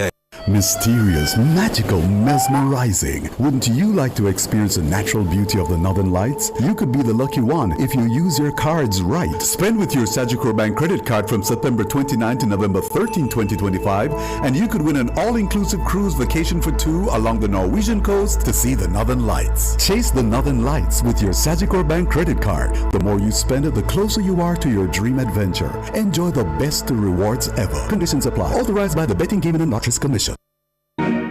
Are you ready for something mega? Come join us at Megamart Waterloo, 29 Upper Waterloo Road on Friday, October 10 from 3 to 5 p.m. We're bringing you the Mega Wheels 2 Grand Draw. Tune in to Nationwide 90 FM with me, Roby Ann and Pepita from 3 to 5 p.m. live from Megamart Waterloo. Come join amazing samplings from Megamart's co-sponsors while joining the celebration. The grand prize is a brand new 2025 Hyundai Tucson, and second and third place winners will enjoy monthly shopping sprees for a year. We're teaming up with Megamart to bring you non-stop excitement, surprise guests, giveaways, samplings, and all the Mega Wheels 2 energy. So don't just tune in. Come on, join in on the action live at Megamart Waterloo, Friday, October 10 from 3 to 5 p.m. It's the Mega Wheels 2 Grand Draw, only on Nationwide 90 FM, the new revolution in media. This broadcast is brought to you by Megamart, best value by far. This Thursday, October 9, from 10 a.m. to 1 p.m., Cliff Hughes Online is broadcasting live from the Urban Development Corporation headquarters on the Kingston waterfront. Join us as we celebrate Customer Service Week 2025 under the theme UDC, Making Development Happen for the People of Jamaica. Hear from UDC leaders about the projects transforming communities, the partnerships shaping progress, and the vision driving nation building. You don't want to miss this informative and inspiring event. So, tune in to Cliff Hughes Online Thursday, October 9 from 10 a.m. to 1 p.m. We're celebrating Customer Service Week 2025 with the Urban Development Corporation. Catch the live stream on our YouTube channel at Nationwide 90 FM Live 2. All this and more only on Nationwide 90 FM, the new revolution in media. This broadcast is brought to you by the Urban Development Corporation.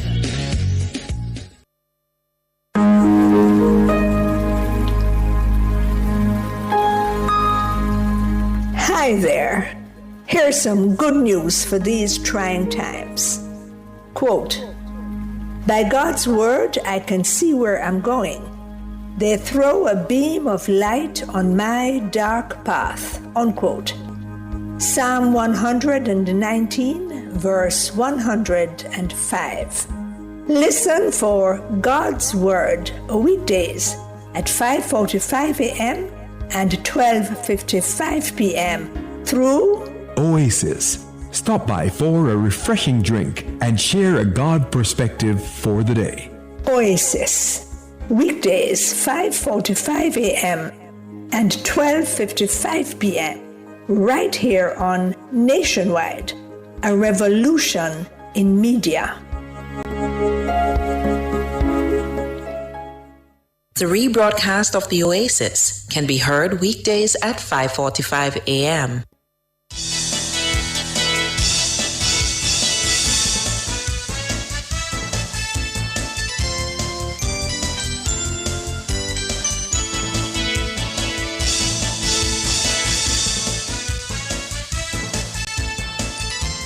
Good evening. Thank you so much for staying with us here on Nationwide at 5. I'm Cliff Hughes. Well, we're going to turn to the first sitting of the House of Representatives today in the new parliamentary term following the September 3 general elections.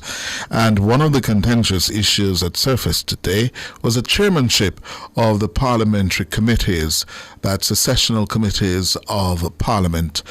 Well, it became an issue because the opposition challenged the continued chairing of several sessional committees by government members. They're also challenging the inclusion of state ministers among their membership. A motion outlining the membership of the various committees and their leaders was tabled in the House by the new leader of government business, Floyd Green. Beyond the Public Accounts Committee, the PAC, and the Public Administration and Appropriations Committee, the PAAC, government members will continue to chair all other sessional committees of Parliament. Of course, the PAC and the PAAC are chaired by the opposition. In 2007, then Prime Minister Bruce Golding invited the opposition to name members to chair select committees of the Parliament. That practice held until 2020, when it was abandoned by Prime Minister Holness. Dr. Holness argued that the committees failed to carry out their functions under the opposition, with the sole focus placed on the work of the PAC and the PAAC.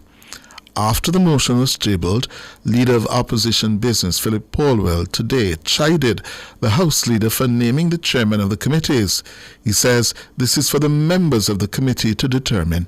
The Minister was on the right footing when he first started to read out the membership of the committees, because in the first readout he did not name the chairman, and that is in accordance with the standing orders.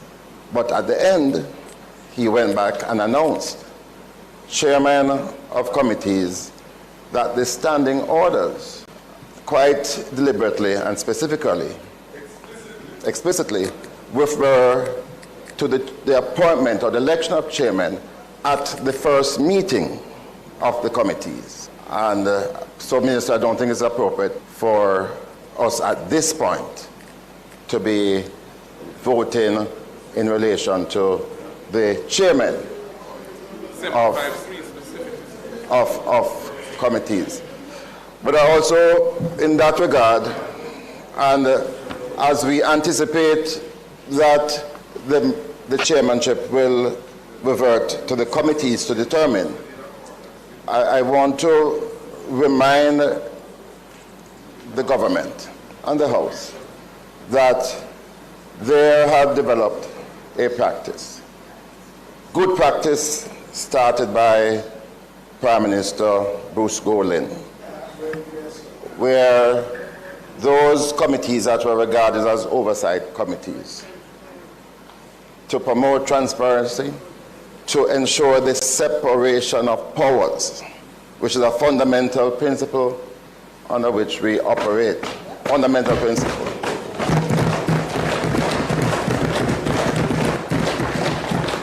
That those committees would be chaired by the opposition. And it was a deliberate move on the part of Mr. Golding. In fact, he didn't come here and announce the chairmanship. He instructed his members in the committee that when they first met, they would elect an opposition member to chair those committees. And it worked well in the period when he was Prime Minister, when the House shifted and we became government. It was continued and it was lauded by the then opposition. And then in 2016, it continued under the current Prime Minister. And then all of a sudden, in 2020, it stopped. And at the time when it was stopped, we were told that, well, we weren't meeting the mark as chairman, which is not true. And that because you had so many members, you want to make sure that they were active. What have we found since 2020 to the end of the last session? The inactivity was glaring, glaring, absolutely glaring, absolutely glaring. And I am using this opportunity to ask the government to reflect on this position. It's a fundamental position. Philip Paulwell, leader of opposition business in the House.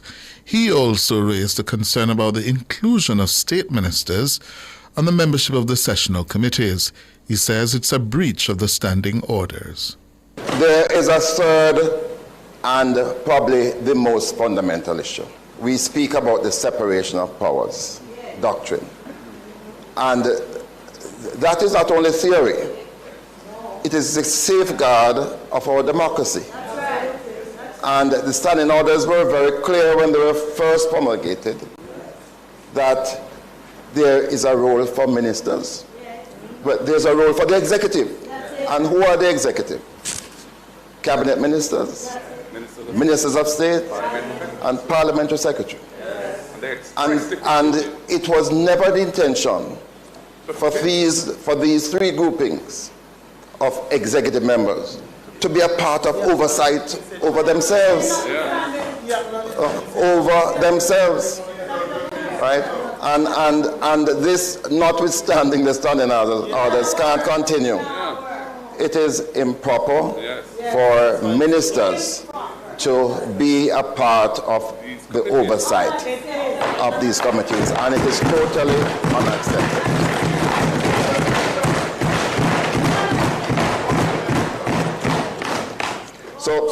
So leader of government, in the spirit that we have agreed to work as we try to ensure that there is greater reaching across the aisle and working together for the interests of Jamaica, we believe that these principles I have enunciated must be preserved, and we are going to hold fast to them. Philip Paulwell in the House this afternoon. Well, the MP for West Central St. James, Marlene Malahoo Fort, disagreed with Mr. Paulwell's interpretation of the standing orders. Thank you, Mr. Speaker. Mr. Speaker, I have taken note of the submissions made, and I believe it is important to remind everyone who is listening that the standing orders themselves provide for their suspension at Standing Order 86. Any one or more of these standing orders may, after notice or with the leave of the Speaker, be suspended on a motion. So where leave is requested and obtained and the standing orders have been suspended, Mr. Speaker, you can proceed. First point. It's just important to remember that the standing orders provide for their suspension at Standing Order 86. That's the first point. Mr. Speaker, the mandate of the select committees are set out beginning at Standing Order 68. And if we choose an example of one of the terms, the Economic and Production, Human Resource and Social Development and Infrastructure Physical Development Committee, for example, mandates the receiving of submissions from citizens and organizing meetings between citizens, community groups, sectoral organizations, members of parliament, and representatives of government agencies to facilitate exchange of views on the operations of the government and their effect on communities and groups in this society.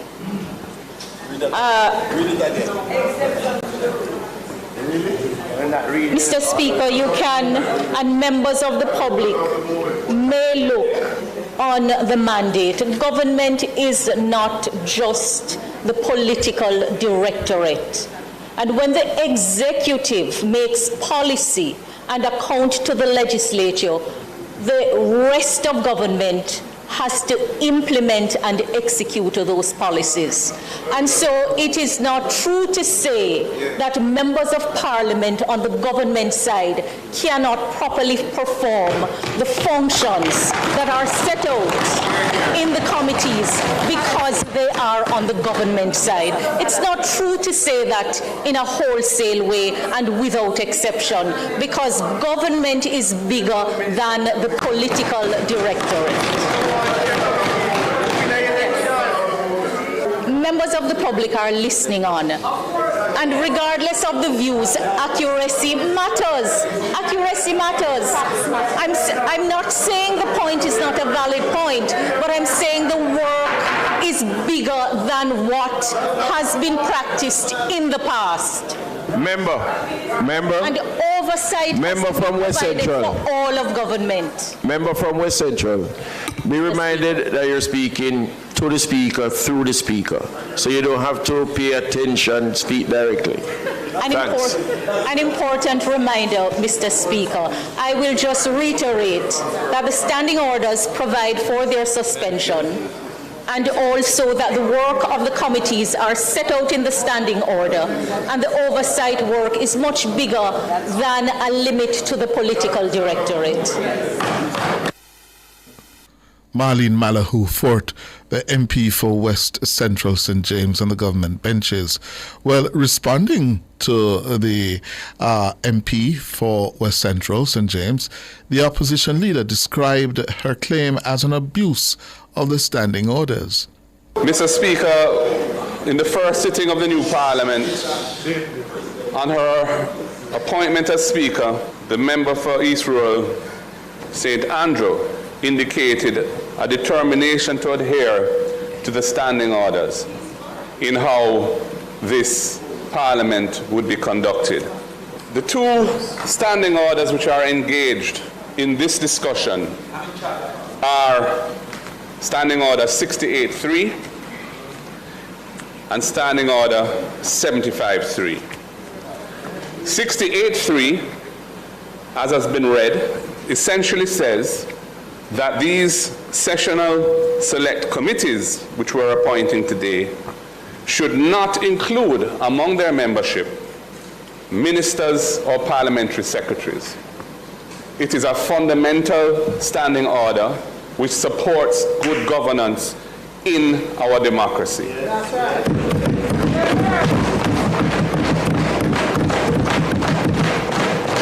This is not about quibbling whether a question is in fact a statement or you're speaking a bit too long, and the sort of things that often engage the Speaker at any given point in time in the cut and thrust of parliamentary proceedings. This is about the separation of powers, about accountability in governance, and about how Parliament should have appropriate checks and balances for executive excess.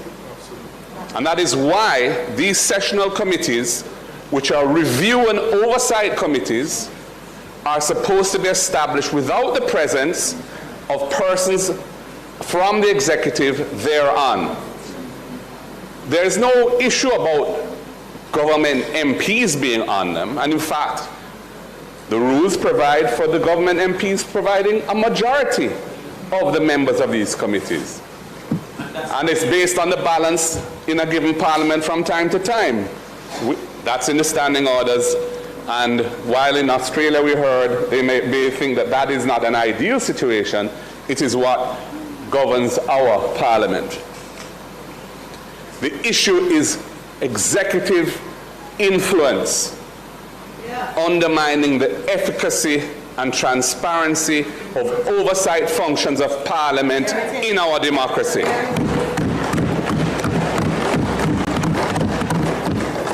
I'd also say that the way this motion was put did not make any reference to any suspension of the standing orders. There was a suspension of the standing orders to enable the motion to be put. But the substance of the motion simply said, notwithstanding 68.3 and so on. Notwithstanding 68.3, notwithstanding, it was repeated for each one of the elements of the motion. There was no invocation of the suspension of standing orders. And furthermore, I think it's an abuse of the standing order that provides for the suspension thereof for a fundamental standing order which is expressed in terms which precludes and prohibits a course of action to be pursued by invoking the provision that says that standing orders may be temporarily suspended. That is an abuse of that provision, and that's not the intention of that provision. Mark Golding, in his response to the debate this afternoon in the Parliament over the chairmanship of Parliament sessional committees. Well, a veteran of the Parliament, one of the longest serving members in the Parliament now, MP for South West St. Catherine, the JLP's Everett Warmington, dismissed many of the opposition's positions as hypocritical. Mr. Speaker, I will not be distracted by a member who got beaten in central Manchester, run to south Manchester to seek refuge. I ran in southwest St. Catherine all the while, win all the while, the large number of votes, so please don't. He mentioned standing orders 75.3, okay? And it says plainly, may. It don't say it has to be. It says may, okay? It's 68.3 said, subject to provision of standing order number 71. A sessional select committee shall consist of not less than 6 members, including chairman, none of whom shall be minister or parliamentary secretary. All right? So you can always amend. And I came here, hold on. I came in 1980. And the only other 2 members who served here since then was Minister Chang and Mr. Bartlett. Okay? And since then, they've always always maintained, and his government, notwithstanding standing order 75, he approved on his government constantly. So why it's so convenient today? Hold on, man. Hold on. I served on committees while you were government, and there were ministers who sat on those committees and chaired those committees. He said, notwithstanding, and you hypocrites support it then, live with it then.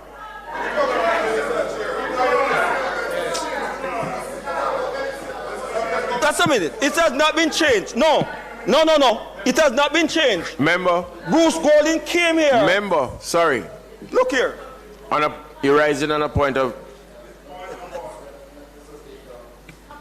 The language of hypocrites and pointing to us is unparliamentary, and I urge a member to withdraw.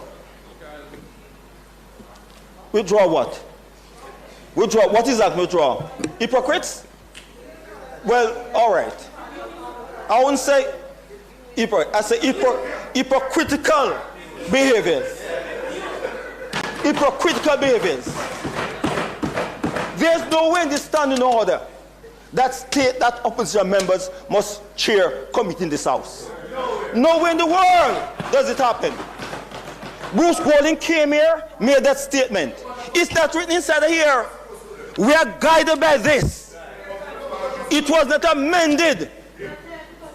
It was not amended to reflect that opposition members chair committee. He made that statement. Okay? Unless it is written inside here, hypocritical statements from that side must be rejected. Don't come with that. You voted for it. You voted for it. Oh? You who? Met our Mark Golding. Look here. Don't let me go further than that. Members.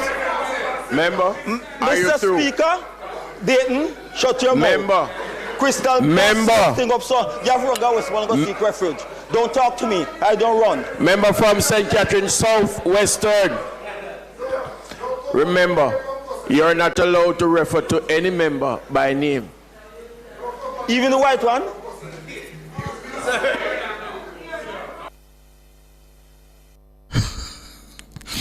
Everard Warmington, in typical Warmington style, the MP for South West St. Catherine. Well, the leader of government business, Floyd Green, challenged several of the positions adopted by the opposition, including what he believes is an inaccurate reading of the standing orders. I have heard the members who have contributed to the debate thus far, and I am aware that there are more members who have indicated that they want to contribute. And I think as they see the direction that I'm taking, then they will understand and we can speak thereafter. But as I have gotten up a couple of things, Mr. Speaker, and I say this one to the members in general, as this is our first official business day of the Parliament. I do agree that the standing orders provides the guide, and I will ask that when people quote from the standing orders, that they read the provision in full. Because if they don't do that, they may take out a part to try and give an impression that is false.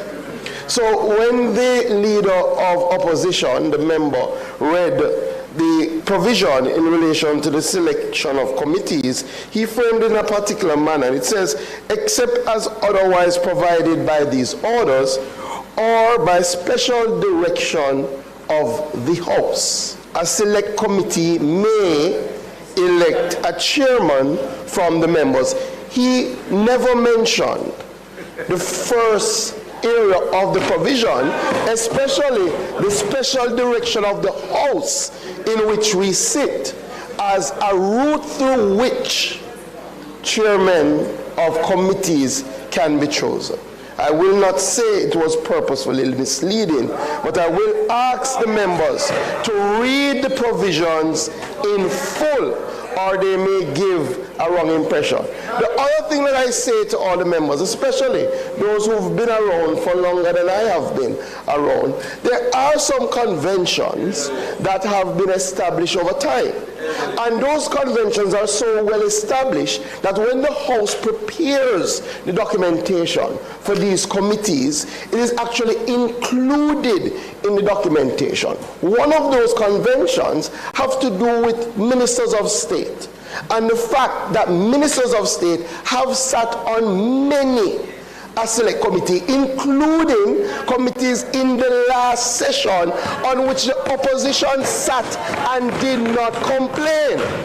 And that is why the motions are written in a manner that says notwithstanding. And because what the member from Eastern Westmoreland said rightly, that as a small parliament, we have to look at some of the conventions that have been used to ensure that you can effectively function as a government. That is why the provision for notwithstanding Standing Order 68.3 has been maintained from before I was in this parliament. In fact, from before I was born. And opposition and government, in the spirit of working together, opposition and government in the spirit of working together.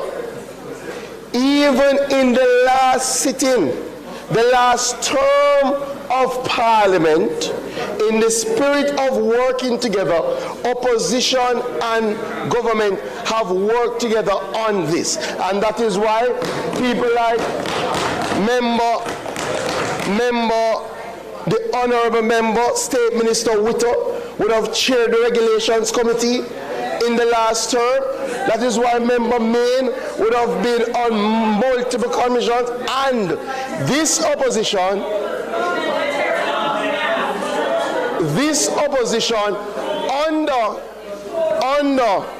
under the same leadership, the same leader of opposition, the same leader of opposition business raised no issue.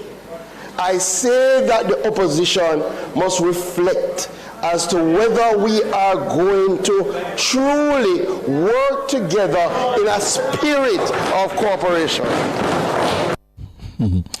That was the new leader of government business in the House, Floyd Green, and he moved a motion for the debate to be suspended until a later date.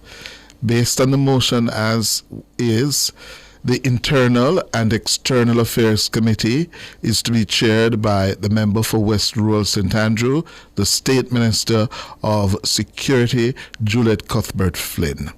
The Ethics Committee is to be chaired by Marlene Malahoo Fort, the MP for West Central St. James.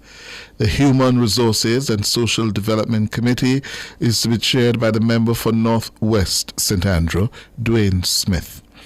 The Infrastructure and Physical Development Committee is to be chaired by the member for Central St. James, the Deputy Speaker of the House, Heroy Clark.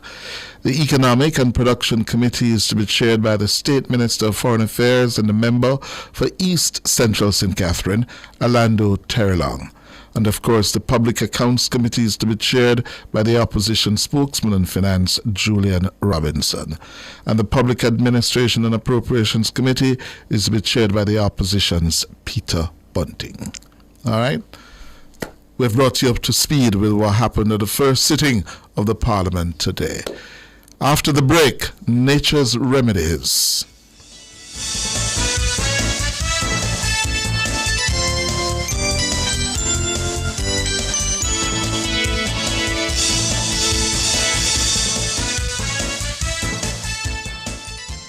Every time you are link with a condom, coulda Ozzy, coulda wife, coulda be a random. Do it for your best life. The time by the Ministry of Health and Wellness is 10 minutes after 7. Already have a T-Tag for your vehicle? Just top it up and go through. Now you can see funds in your T-Tag account almost immediately after topping up. So, if you're already on your journey, you can safely pull off the road and top up using the My T-Tag app or WhatsApp, or ask your passenger to do it for you. And within 5 to 10 minutes, you can enjoy the lower toll rates and other benefits of the T-Tag link. Even if you forget to top up before you started your trip, top up your T-Tag and continue to go through quicker and cheaper on Transjam highways. Give your team a glow up at the 2025 Business and Personal Etiquette Conference on November 6th at the Jamaica Pegasus Hotel. Procure the presence, polish, and professionalism to make your team unforgettable. Hosted by Make Your Mark Consultants in partnership with Caledonia Outdoor Advertising, Visual Tech Solutions, Nationwide 90 FM, Main Event, and more. Register now at makeyourmarkgroup.com or call 876-978-6001 for the Business and Personal Etiquette Conference. The judiciary of Jamaica is bringing the courts to you. The Public Education Day kicks off on Wednesday, October 8, 2025 at the St. Anne Family Court starting at 9 a.m. Then stay tuned as Cliff Hughes Online broadcasts live from 10 a.m. to 1 p.m. under the theme, Your Court, Your Voice, Building Trust Through Knowledge. Students and residents are invited to discover the free services your courts provide.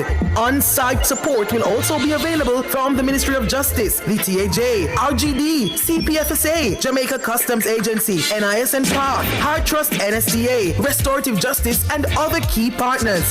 Don't miss this chance to learn, engage, and access essential services all in one place. So tune in to Cliff Views Online, Wednesday, October 8, 2025 at the St. Anne Family Court. It's the Public Education Day. Catch us live on our YouTube channel at Nationwide 90 FM Live 2, or stay tuned to Nationwide 90 FM, the new revolution in media.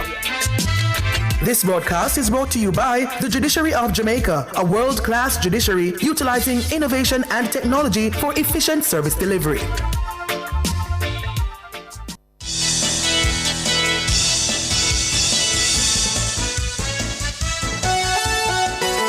Good God have mercy, hey. Good God have mercy, hey. Lord have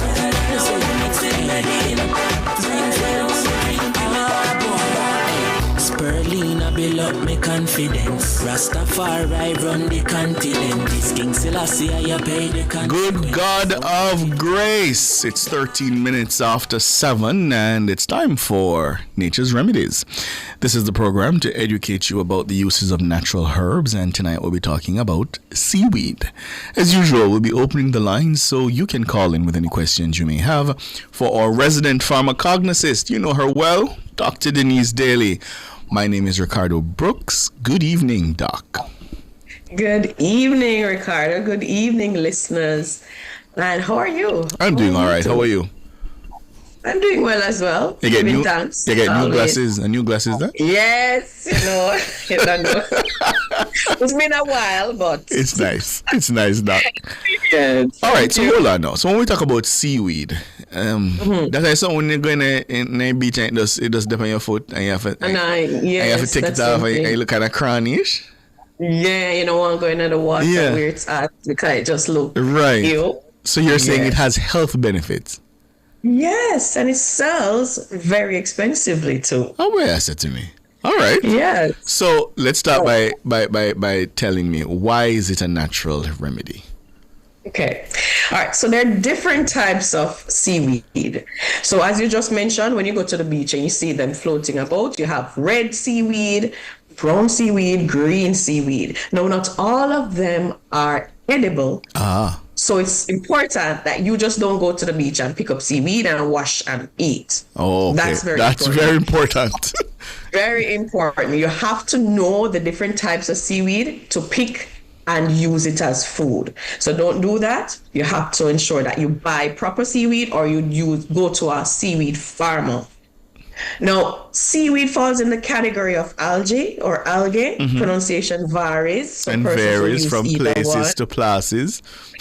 Yeah. An English teacher said that once, yes. So algae can be either microalgae or macroalgae. So when we talk about macroalgae, that's the ones that we can see. That's the seaweed one that we can see. And Irish moss, you know Irish moss? Yes. That's a type of macroalgae that we can see. And the sea moss, we often interchange the names sea moss and Irish moss, but they're slightly different. In Jamaica and the Caribbean, we tend to have a lot more of the sea moss available, and that is a Gracilaria species. That's the name of it, the scientific name. While the Irish moss, that specific type, they're both red color seaweed. Yes. Irish moss, the chondrus, is mostly in colder waters, like in the Atlantic. Okay. But both are very good with their mineral content. So when we talk about having seaweed as a medicinal food, we look at the high mineral content that it has, its high vitamin content, and its ability to help with thyroid health. And just remind us where the thyroid is again. And the thyroid is at the base of your neck. It's that butterfly shape organ, releases hormones, help to balance the other hormones based on the hormones that are released. So there are a lot of, let's say you have hyperthyroidism and hypo. So if the thyroid is releasing too many or too much of the hormone, that can have an issue within the body, where it has been releasing too little, that's hypo, you can have issues. So if it's too little, definitely incorporate seaweed into the diet. All right, hold on, Doc. Let me ask. So when you say incorporate it into the diet, we're just eating it raw, just nom nom nom? You can eat it raw. You have some that's processed as snacks, where you can have them like chips, fried, well, not fries, but mostly chips, dried fruits. You have soups you can make. There's also gels where you can have a teaspoon or a tablespoon, depending on how often you want to take it for the day, of it. And you can make the punches. So for example, Irish moss punch. Or Jamaican or traditional way to make it. You get Irish moss, you get the favorite milk, whether it's almond milk, coconut milk, you name it. Blend that with your spices, cinnamon, nutmeg, vanilla, all those different types of spices. You can also add peanuts and other seeds to help enhance the overall function, because not only does the seaweed or Irish moss helps with thyroid health, it's also great as an energy boost. So energy and vitality, get some seaweed or Irish moss punch into your day or your week. So because when I look at it, it give me a slimy vibes, Doc. I'm not gonna lie to you. I think to myself, that look bitter. So if I want to sort of sweeten the punch, what would you recommend to just sort of lift the taste a bit? All right, so if you want to sweeten it and you don't want to use condensed milk in small quantities because it's refined, you can use natural sugars like honey, date syrup, or you can blend up dates in the punch, dates that we use to bake. Yeah. You can add raisins to your punch as well. Maple syrup is another syrup. You can use agave syrup. So there are lots of natural sweeteners that can be added to get a little flavor. But it's not very bitter, so to speak, but it does have a characteristic taste. Yeah. That you eventually get used to. All right, an acquired taste. Which is also very filling. Yeah. So if you're on a weight loss journey, making an Irish moss or sea moss punch is a good addition to get a full meal, especially with the milk and the different seeds you'll be adding and having all those medicinal benefits. Yeah. Okay, so you talked about the thyroid health. Are there any other health benefits we should know about from the seaweed? There are other health benefits in terms of anti-inflammatory and antioxidants. So we spoke about the macro seaweed, the ones that we can see, but there's also other algae that we can't see but are very medicinal, and we call them microalgae. And you must know this one, spirulina. Yes. You know spirulina. Alric in the newsroom talks about spirulina all the time, but hold on, Doc. If I can't see it, how may I go? Explain that to me. It's microscopic. So we have spirulina farmers which they grow it, they reap it, and then they produce it where you can have the powder. You can have spirulina powder and other supplements and products with spirulina. So you or individuals won't go to the beach and say, oh, there's some spirulina, so to speak, unless it's like excessive growth. Right. But spirulina in itself is very medicinal. We hear it in songs. Spirulina you add to your dinner. Right. So in harvesting it, what are we doing? We're sort of, how do I explain this now? So straining the seawater? Basically. But it's like in the farms, you'll see a mat of green on the water when they have it on their spirulina farms. You'll see a mat. So that's excessive growth. They have a large amount that you can, be seen with the eye. But spirulina is a superfood. And plants or algae that have that category is because they provide so many nutrients that our body needs. So spirulina, if you can get some, definitely add it. If you feel drained from energy or hungry easily, or if you're hungry, you can get some spirulina added to some energy bites. It's great for brain health, and it helps to bind heavy metals. So if there's any toxins within the body, spirulina is a good addition. to the diet or to your smoothies or to soups and salads and so on. So spirulina also great for as an antioxidant and protecting our neurons or nerves. So spirulina is another one that we can add. Antioxidants, as we mentioned, help to get rid of some of the inflammation in our bodies and release so many other diseases and ailments within the body. So definitely diabetes, hypertension, inflammation, you can negate using spirulina and some of the other seaweeds. Rob Mack on YouTube says it has a metallic taste. Liliana says it helps with bone health. Sandra Morris says, me no like Irish much less seaweed. My taste is very unique. I am not adventurous with anything that goes into my mouth. Okay, Sandra. All right, noted. Rob Mack says, I drink spirulina most days to build up my confidence. Yeah. There you All go. right. So in between the political talk, they're also reacting to the discussion. Lillian says it is not bitter. Student for Life says condensed milk can be used to sweeten it. And Donovan says seaweed and Irish moss create havoc below the waist. Any truth to that? Yes.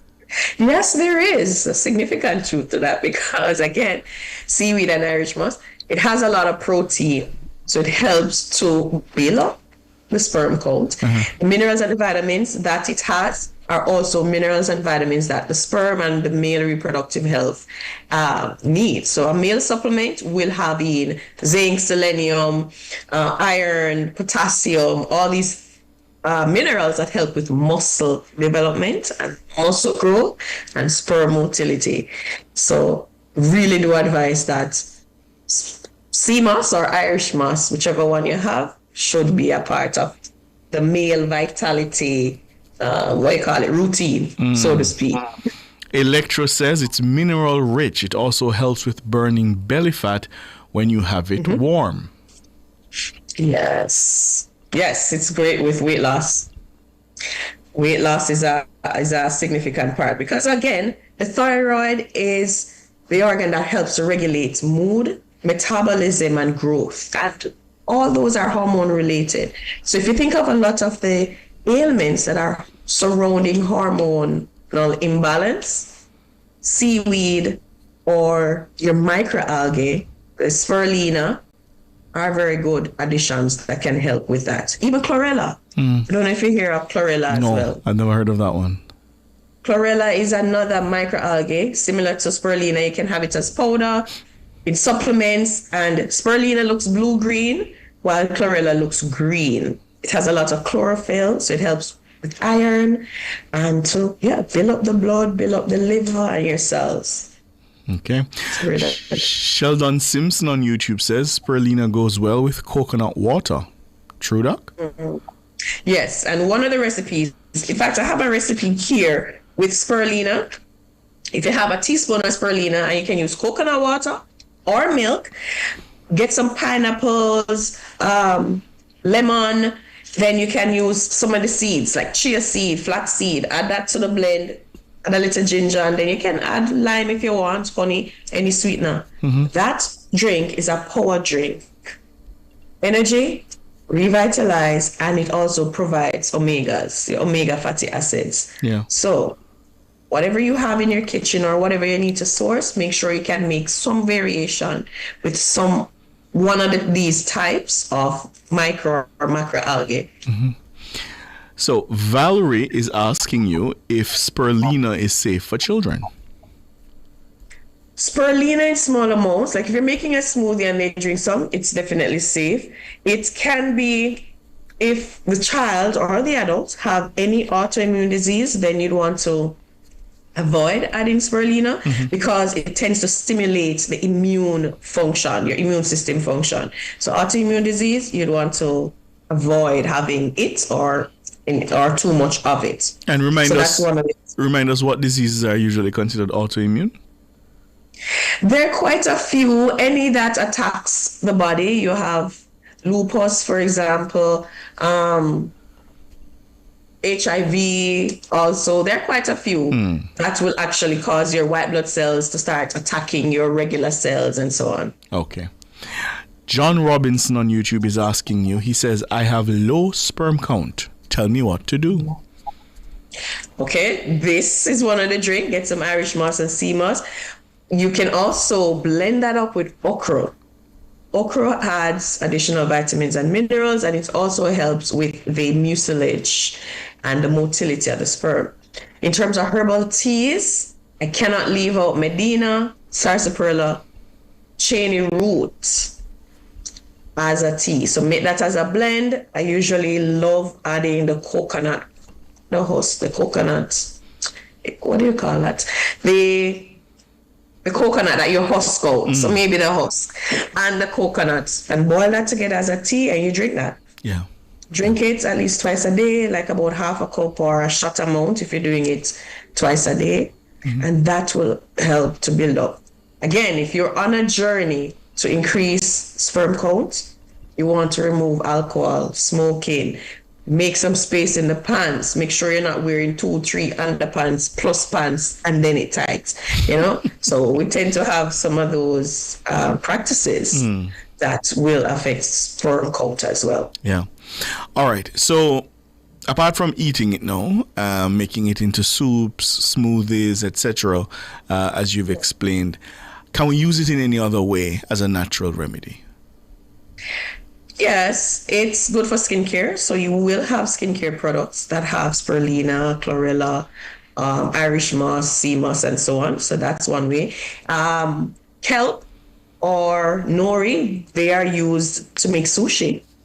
Oh. So sushi wraps, that's a type of seaweed that is used. The nori is a red seaweed, so to speak, red dark brown.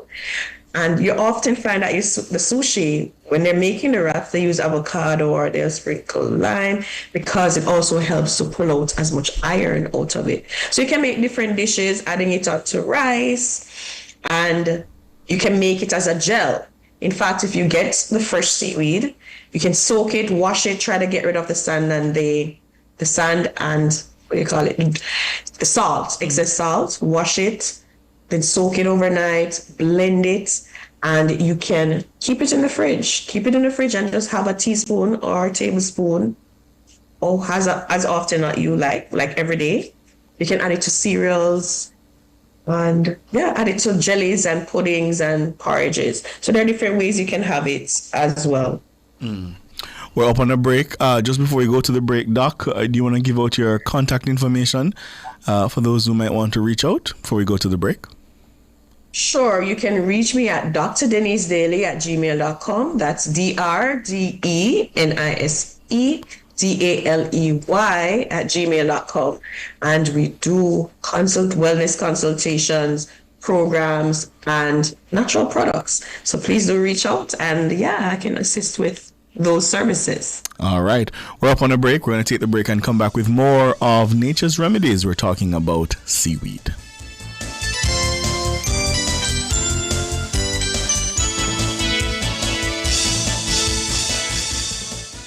Jamaica's unemployment rate has fallen to 3.3%, down from 13.2% in 2016.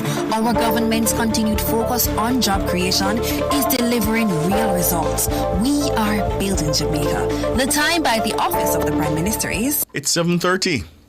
Home is closer than you think when you save towards your dream home with the Homeowners Savings Plan, or HOSP, from CIBC Caribbean. With HOSP, you unlock preferential interest rates to earn more interest on your savings and pay less with a discounted mortgage rate. You can even borrow up to an additional US $5,000 or its equivalent to help you with your closing costs. Get home faster when you save the HOSP way with CIBC. Taboo topics. Bulletins after dusk. Riveting discussions. Celebrity news and interviews. Topics that are shunned by society. And everything else in between. Bulletins After Dark with Kareem Bulletins each and every Wednesday, 8 to 11 p.m. Bulletins After Dark. No topic is too taboo or hard to discuss. Come get your mind blown and your curiosity explored. Bulletins After Dark. Order your skincare products today and experience the difference for yourself. Contact nasorejamaica@gmail.com and make your skin the best it can be with nature's remedies. Your skin deserves the best. Nazare, your skincare covered naturally. You can also contact wellness consultant Dr. Denise Daly by sending an email to drdenisedaily@gmail.com. Good God have mercy, hey. Good God have mercy, hey. Lord have mercy. Welcome back to Nationwide at 5. We're in the segment called Nature's Remedies, and this is where we talk to you about natural herbs and educate you about the uses and how they can be beneficial for you. We're talking seaweed, the seaweed plant, yes, that same seaweed. And we have with us our resident pharmacognosist, Dr. Denise Daly. So far, she's told us how you can use it as a meal, as part of your meal, and for skincare. What I wanted to go to next, Doc, was for people who may have certain ailments that may make them, I don't know, allergic, susceptible to harm from seaweed. Any of those we should look out for? The autoimmune, or if you have hyperthyroidism, that's when your thyroid is producing too much of these hormones, the thyroxine, T3, T4, then you'd want to avoid having seaweed. So those are the two main things. Okay. Otherwise, it's safe for consumption. All right. Mm-hmm. You know, whenever I hear about some of these plants, I always think to myself, are we, because I'm assuming here in Jamaica we use it that way, but yes, are there any other cultures across the world where the seaweed features prominently in terms of how they use it? Yeah, definitely. For the Atlantic Pacific Ocean, Japan, Korea, all those Asian countries, that's where sushi is originating from, right? And you have a lot of seaweed soups and stews. In fact, there's a type of seaweed, kombu. It has that, we call it umami seaweed as well.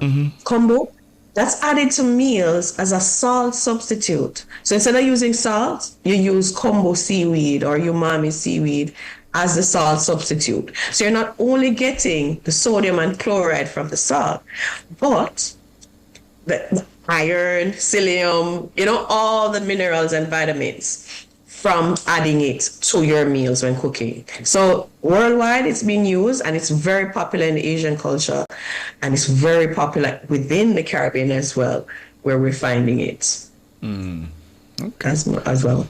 All right. Oh, yes. As for vegetarians and vegans, there's a form of B12. So, vitamin B12 is very important for those who don't eat meat, and especially vegans, right? There's a pseudo vitamin B12 in our seaweed as well, especially the nori seaweed, the same one that's used to make sushi. You have a pseudo vitamin B12. So you hear a person say there's a natural B12 you can get.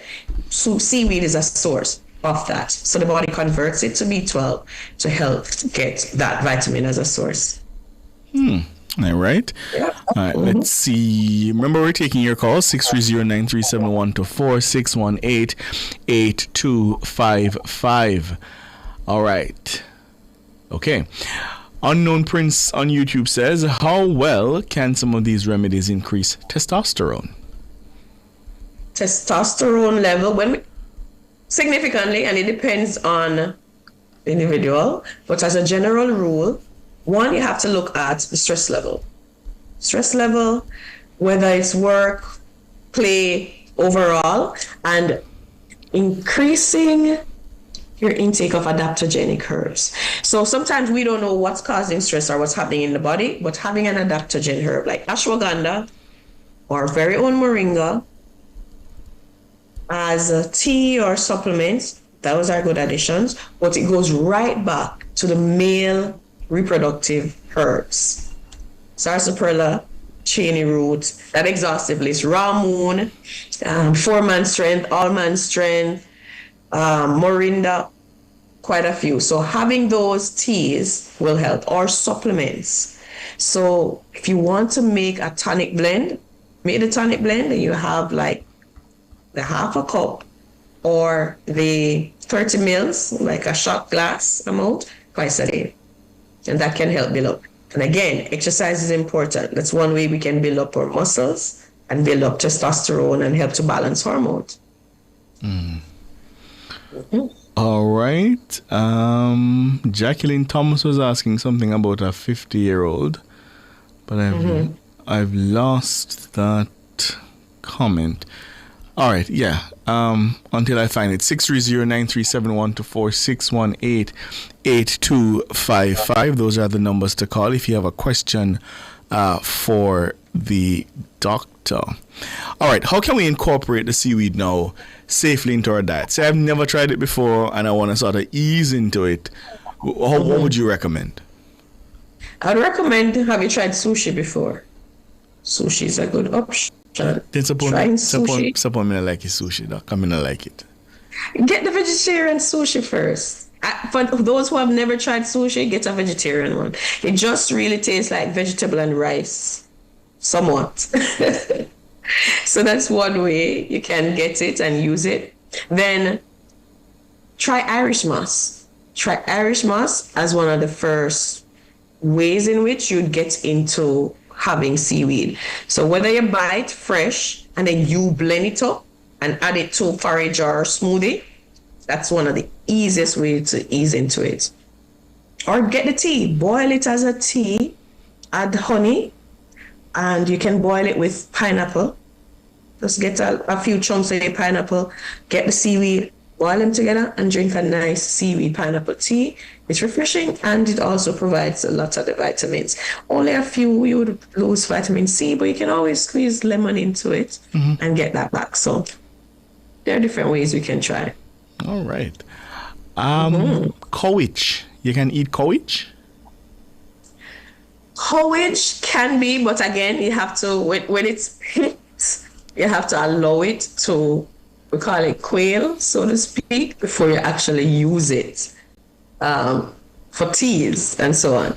It helps with allergies, but again, it's one of those homeopathic ways in which if it causes certain symptoms in a healthy person, it can be used to negate symptoms in a sick person. So it irritates the skin, it irritates the sinuses, it can be used to help with sinuses, it can be used in skincare products. But again, you have to wait till it quails so it doesn't cause irritation. All right, so Mikkel is asking, do you have any tips for how to use it in skincare? I think you mentioned this earlier. You want to repeat it for him? Yes. In skincare, for the seaweed, what you can do, when you cut it, you can soak it to make a salve. Soak it in oil. And that's how you can use it. And then that infused oil can be used to make different skincare products, whether it's salve, creams. When I say salve, it's like lip balms or ointments, creams, lotions, and so on. If it's for hair, then boiling it and using the tea water as a spray bottle, in a spray bottle, spraying onto the hair before you wash it or during the shampooing time, then that can help with any itching, irritation within the scalp. Got you. Yes. And Jacqueline wants to know, what can make a 50-year-old stay longer? Okay, a 50-year-old stay longer.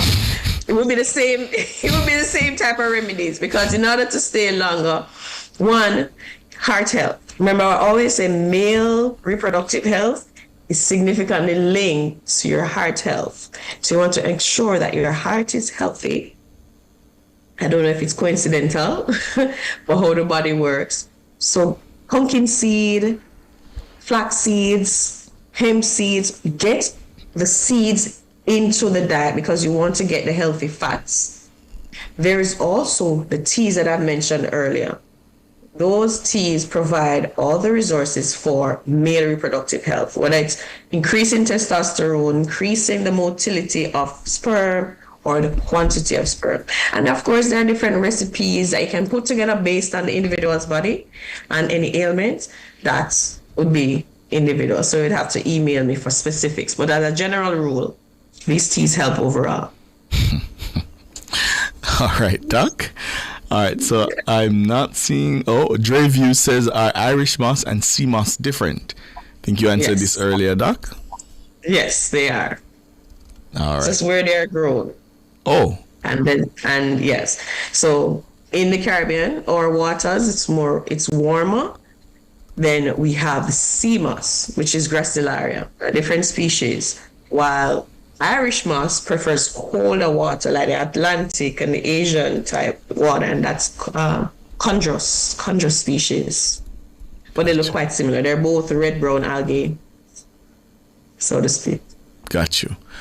All right, no calls for Doc? No calls for Doc, and I think we're out of questions on YouTube, Doc. So anything else you want to add?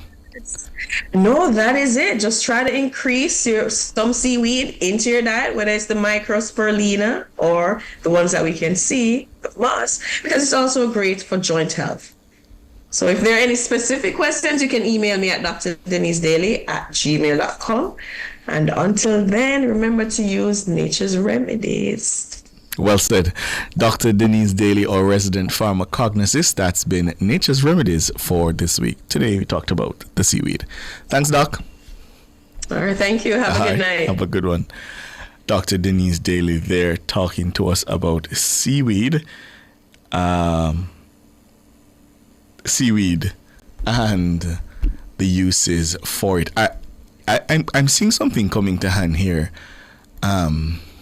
Listeners, viewers, and I want to read it for you because this is interesting. The headline, as I'm seeing it appearing on Nationwide, prominent PMP activist Kamala Forbes arrested in the U.S. And this story by our William Mitchell says, prominent People's National Party PMP activist Kamala Forbes Thomas was detained in the U.S. state of North Carolina. According to police reports, Forbes was detained for the misdemeanor charge of failing to appear in court. She was taken into custody by the Ranlo Police Department in Gaston County, North Carolina. And she was held on October 5, shortly after 5 p.m., and released on U.S. $2,500 bond. She was originally charged in July this year with larceny of property linked with receiving or being in possession of stolen goods.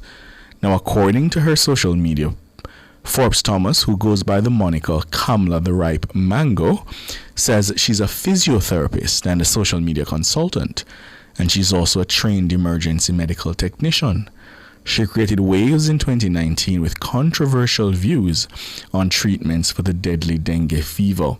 More recently, she created a splash after her comments concerning the death of Melissa Silvera, the late wife of former PMP Member of Parliament Julian Silvera, went viral. Of course, Mr. Silvera is charged with Mrs. Silvera's murder. This is interesting.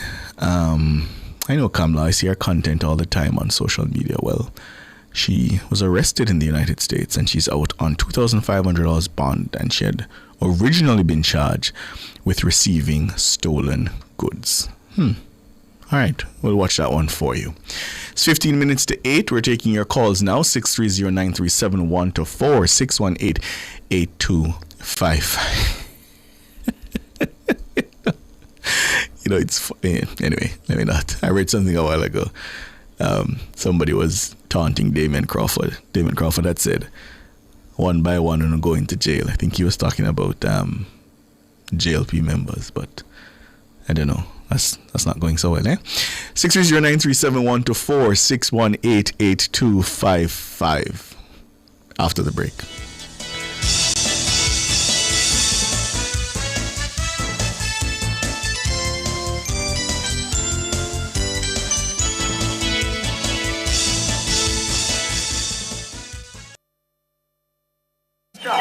The judiciary of Jamaica is bringing the courts to you.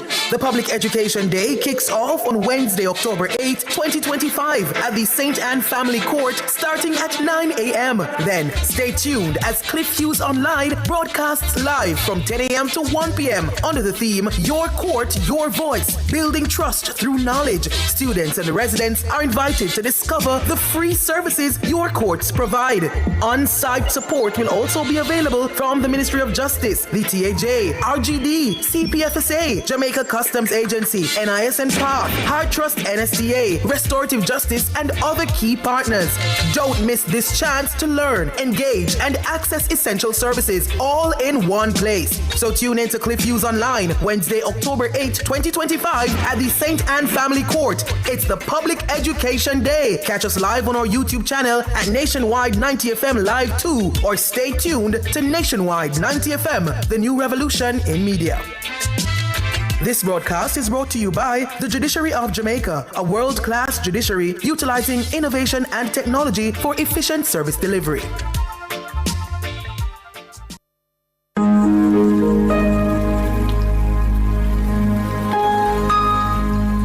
Hi there. Here's some good news for these trying times. Quote, by God's word, I can see where I'm going. They throw a beam of light on my dark path. Unquote. Psalm 119, verse 105. Listen for God's word weekdays at 5:45 a.m. and 12:55 p.m. through Oasis. Stop by for a refreshing drink and share a God perspective for the day. Oasis. Weekdays 5:45 a.m. and 12:55 p.m. right here on Nationwide, a revolution in media. The rebroadcast of the Oasis can be heard weekdays at 5:45 a.m.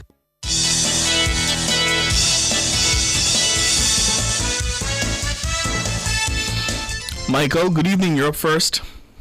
Good evening, Mr. Hughes. How are you, sir? No, this is Ricardo Brooks, Michael. Okay, Ricardo, how are you? I'm doing well. How are you? I'm good up in the Blue Mountain, the cool Blue Mountain here. I listen to your program, you know, man. Mm-hmm. I listen nationwide, all what nationwide is going on with, man. Mm-hmm. Yeah, the thing when I check about, you know, the road still from Guava Ridge to Flamstead, you know, it's raining for about a month now, you know, you can imagine how it's extra bad than all the farm road them. So, I don't know if I'm his own is control it or rather, you know, but would I like them to give the road an emergency look out and when them look out if they don't want a short and work, you know. Would I like it done properly? All right. Yeah, man. And the next thing, you know, the coffee crop this year, you know, is the worst in the history we ever see Blue Mountain coffee lights, you know. Then you tell me them have coffee festival the other day in sell off. No, me not talk about the festival. Then the festival not sell the coffee. No, just understand me, man. All right. You see the crop where the country are repair now. Mm-hmm. When the farmers them pick out like a man pick out $5, you know, when it done swimming good they get one. Oh, you mean the cost of the coffee? Yeah. Ah, okay. When like you pick $5, when it trim, it's $4 down good. A $1 good and you go there to find more money for pay pickers. So what is causing that? Well, no, that's a climate change. Oh. No, me alone, you know, I hate everybody. I just climate change, man. Oh, I see. And you see, 10 years ago, we used to get $14,000 a box of coffee. Mm-hmm. After that, then drop it down to $3,000. And none of the ministers them do nothing towards it, because some would have dropped it down to $3,000. Michael. When Mr. Shaw Michael. tell about a company named Starbucks, and I was talking to him. Michael. Michael. Yes, sir. I have heard Cliff explaining this to you. I have explained it to you. Sanjay has explained it to you. Everybody has explained it to you. A minister does not control coffee prices. But look here. I've been in this business here a long time. And I respect that and I appreciate that. But a minister does not. Anybody who tell you that, Michael, was lying to you. It's not true. But is one minister, Mr. Dweet, you know, No, minister. No, Michael, no. Yeah. It's not true, my friend. I'm telling you it's not true. Whosoever control it, since whosoever control it, lower price, yes, make he over 80% of the coffee in the Blue Mount here, you know, over 80% of the farmers, them are the coffee come out, you know, because even here, the Right Honorable Dr. Norman Grant was talking, you know, because he's a man who growing the coffee business within farmers, and during the time of his presidency, he really boots up the farmers then. He said they need a million coffee suckers to combat this thing, but I would say it seems like it's 50 million. All right, Michael, I'm running out of time and I want to give somebody else a chance, but I hear you. And I hope the price. Good day and all nationwide listeners. Good evening. All right, my brother. I hope the price improves. Yeah, man, because 80% of the coffee mash up, man. And it's the number one thing in the world. All right, my brother. John, good evening. Good evening. How are you doing? I'm doing all right. How are you? I'm doing fine. Likewise. Thanks. I am the person who just sent the email. The question which you asked today. Oh, right. Yes. It's about the sperm count? Yes. I got the correct email address. But John, this gentleman that you was talking to a while ago, I listened time and time, you know, talking to Cliff about this coffee business and price. Yes. But I think he's so passionate about coffee. Yes. So whenever I call, we just have to just listen to you. I mean, and I can understand that is his livelihood, and you know he takes it seriously. But you know, one of the things is, you see, John, one of the real tragedies is when politicians lie to our people, and you know mislead them for political benefit. This is clearly an example of that, because clearly somebody went up there and told him that they are able to do this X or Y for the price of coffee, and you know it's just unfortunate. Well, as you mentioned, politicians lie to us. I don't think mine really did that. But I want to find out when will the project in the roadworks in Wakefield to Bungersville. Where is that? In Trelawney. Trelawney. This is in Tover area. Yes. Yeah, I want to know when the road is going to start. Okay. Or restart. Because, remind me, say it again. Says where? Wakefield to? Wakefield to Bungersville. Okay. So we pass through Friendship to Bungersville. Right, so I would like to know when the road works will start again. Because I know that after the election, you know, things are going to boil down and such, but you know, it kind of look too good. Nothing is happening. No information. So is it that it started and stopped? Yes, it did. Okay. So it started up on the coming up to the election. Oh. And then it has stopped. I think she was trying to get some roads kind of sorted out during the whole election period, but we don't have that again, sir, because I see that she tried, you know. Right, because that's my understanding, that she has been trying to fix a lot of roads across the constituency. That's what the information I had gotten. But we can check on it for you. Yeah, man. But we'd like something to happen because we getting a lot of rain back this side now. Oh, okay. And what they might have to regrade the road again before they because the rain would have washed off quite a bit of what's been done already. Well, nothing much was done instead of scraping the road. But okay. The fact that it was scraped almost smooth. So the rain that is falling at it now start to erode. Got you. I got you. Right. So. All right, John. That's what Europe and do, you know? All right. Her and we love her. So that's just my little contribution. And I appreciate it. Thanks, John. You know, Cliff for me. You don't like me. I try to get for your program, man. All right, John. Yeah, cool. Man, cool. All right. Yeah, we don't have much callers tonight. That's because we're out of time. Thank you to our producer Dana Davey. The man behind the controls tonight is Damien Cunningham. Thanks to all our YouTubers for keeping us company, all our listeners, our sponsors, our contributors. Thank you all so very much. We appreciate you so much. On behalf of my colleagues in the newsroom, they're the very best in the business. My name is Ricardo Brooks, and on behalf of Cliff Hughes, who had to step out early tonight, of course, you know him, Lovano. He'll be back tomorrow morning for Cliff Hughes Online. My name is Ricardo Brooks. Have yourselves a very, very good night.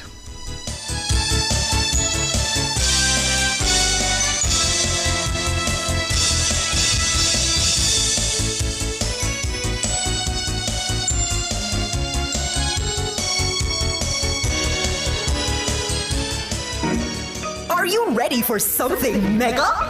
Come join us at Megamart Waterloo, 29 Upper Waterloo Road on Friday, October 10 from 3 to 5 p.m. We're bringing you the Mega Wheels 2 Grand Draw. Tune in to Nationwide 90 FM with me, Robian and Pepita from 3 to 5 p.m. live